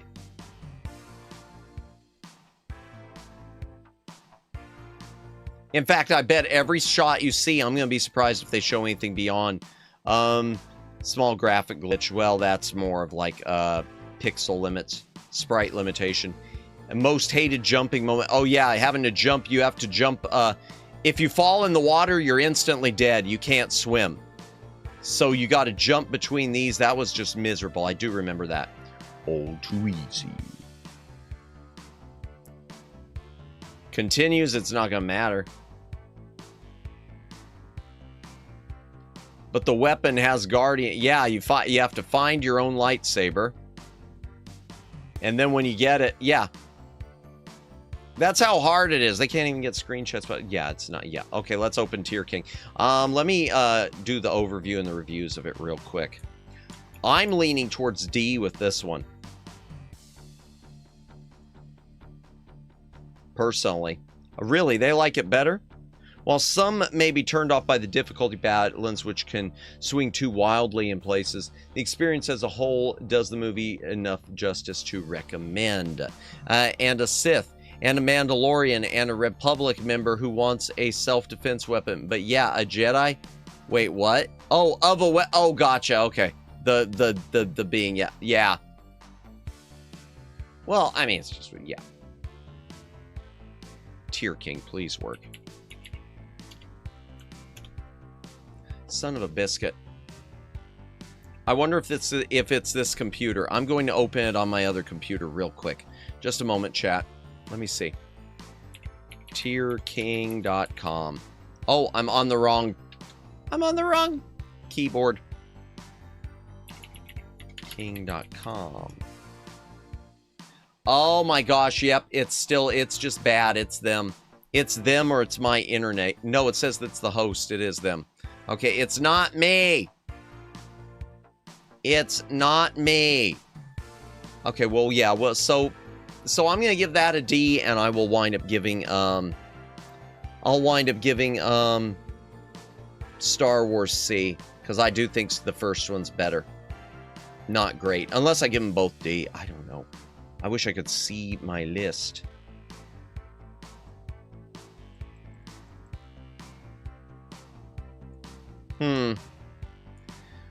Well, if it's trying to give me if it's trying, oh my gosh, I did. Chat.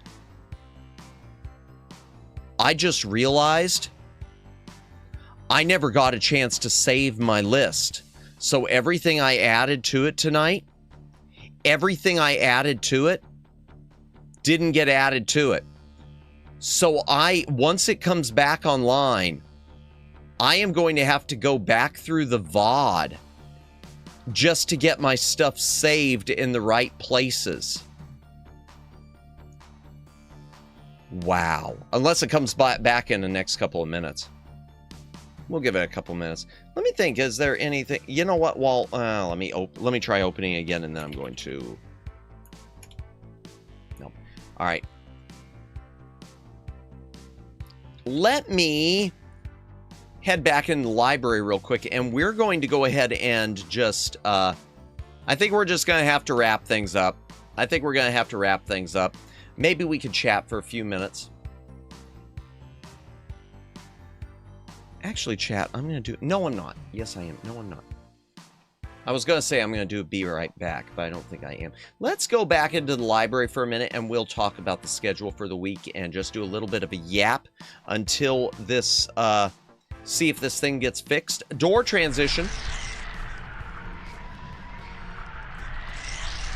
Okay, we're not fully done yet. We're going to see if it comes back on. I'll give it a couple minutes.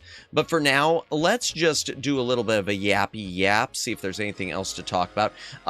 Do I have the schedule right? Yes, I do. Reminder, here's the schedule for the rest of the week. Chat.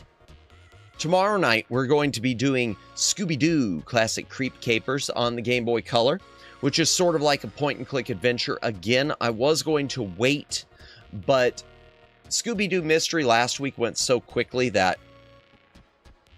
Thanks for the fun stream. We're going to try to go back to the tier list, but thank you, Ruka. We're going to try to go back to the tier list, but I don't know. It doesn't look good right now. So we might be wrapping up. We might not be. And then on Friday, chat, we're going to be going back to Super Seducer for the Full Moon, Full Goon special. As for next week, next Monday, I can tell you, is going to be Phantasy Star on the Game Boy Advance, the Game Boy Advance version of that. I'm looking forward to the Scooby-Doo game. Let me, real quickly, I'm going to go back to the browser computer and just try to pull up the screenshot of that real quick. Just so y'all could see if I don't know if Moby Games has any good screenshots of it, but if they do, there's a Nintendo 64 version too, which is, I guess, a different game. I'm gonna open them. I might check it out too. 6.8. Okay, whatever. Screenshots. Well, they don't even show any screenshots. That's all they show. That ain't fair. All right, Google Images. Scooby Classic Creep Capers Screen. Oh, wait, no. I meant to go to Google Images for I don't know how to internet. I'm acting like a boomer. Scooby Classic Creep Capers Screenshots. Okay, that's the N64 one.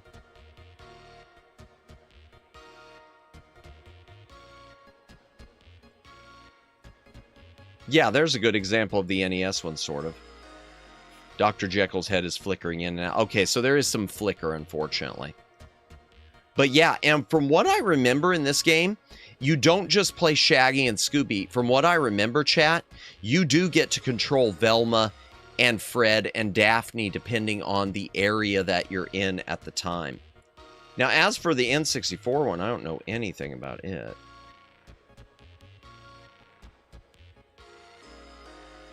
But I do wish it would get reissued because that looks kind of interesting.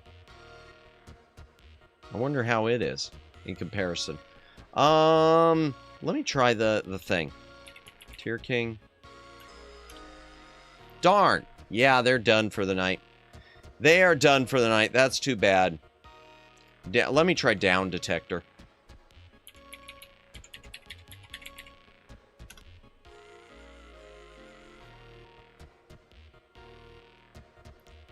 tierking.com.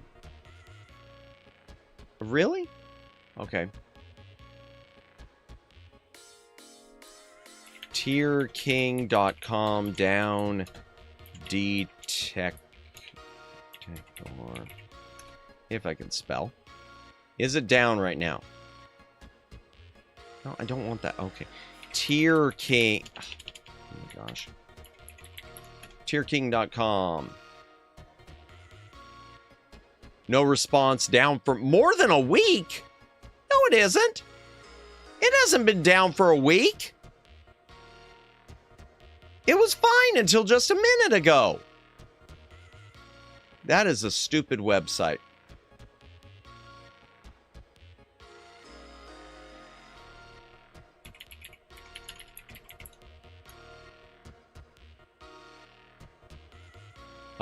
Checked. Down. Bad gateway. Yep. Okay, yeah, it's them. Lovely. Whoever's attacking Tier King, thank you for ruining my stream. Thank you. I know you're watching. It's probably the same guy we kept having to ban. He went and blocked Tier King, all just to get back at me. I'm nuts. I'm losing it. Okay, let's head back in the library and wrap things up properly, chat. We will wrap things up and set up a raidy raid. And hopefully next week we will have better luck with the Tier King. But this is just as well anyway, since I am quite tired. Let's go ahead and end the poll, chat. Should I revisit Bat and Kaito someday to fully 100% it? 42% of you asked if I am insane. 25% of you asked if I need medical assistance. 25% of you said yes because chat is sadistic. Okay, so 25% of you are sadistic. And 8% of you asked if I have considered prayer. Yeah. Okay. All right, let me take a look. Let's see. Okay, 6 people watch it. Let's see who we can raid into. Let's set up a raid, chat. Let's set up a raid. Edit. Customization. Redirect.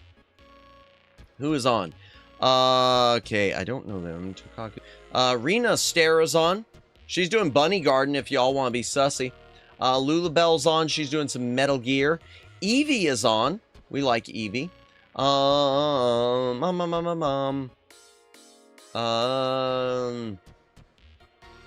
is on. Okay, Goomy's doing a chat stream. Goomy Jelly. Is Fumi on? Viva Violette is on. We just raided her the other day. I don't want to raid her again. Violet. Violet. Ray is on. Catherine Sarath is on. My camera is moving. Midna is on.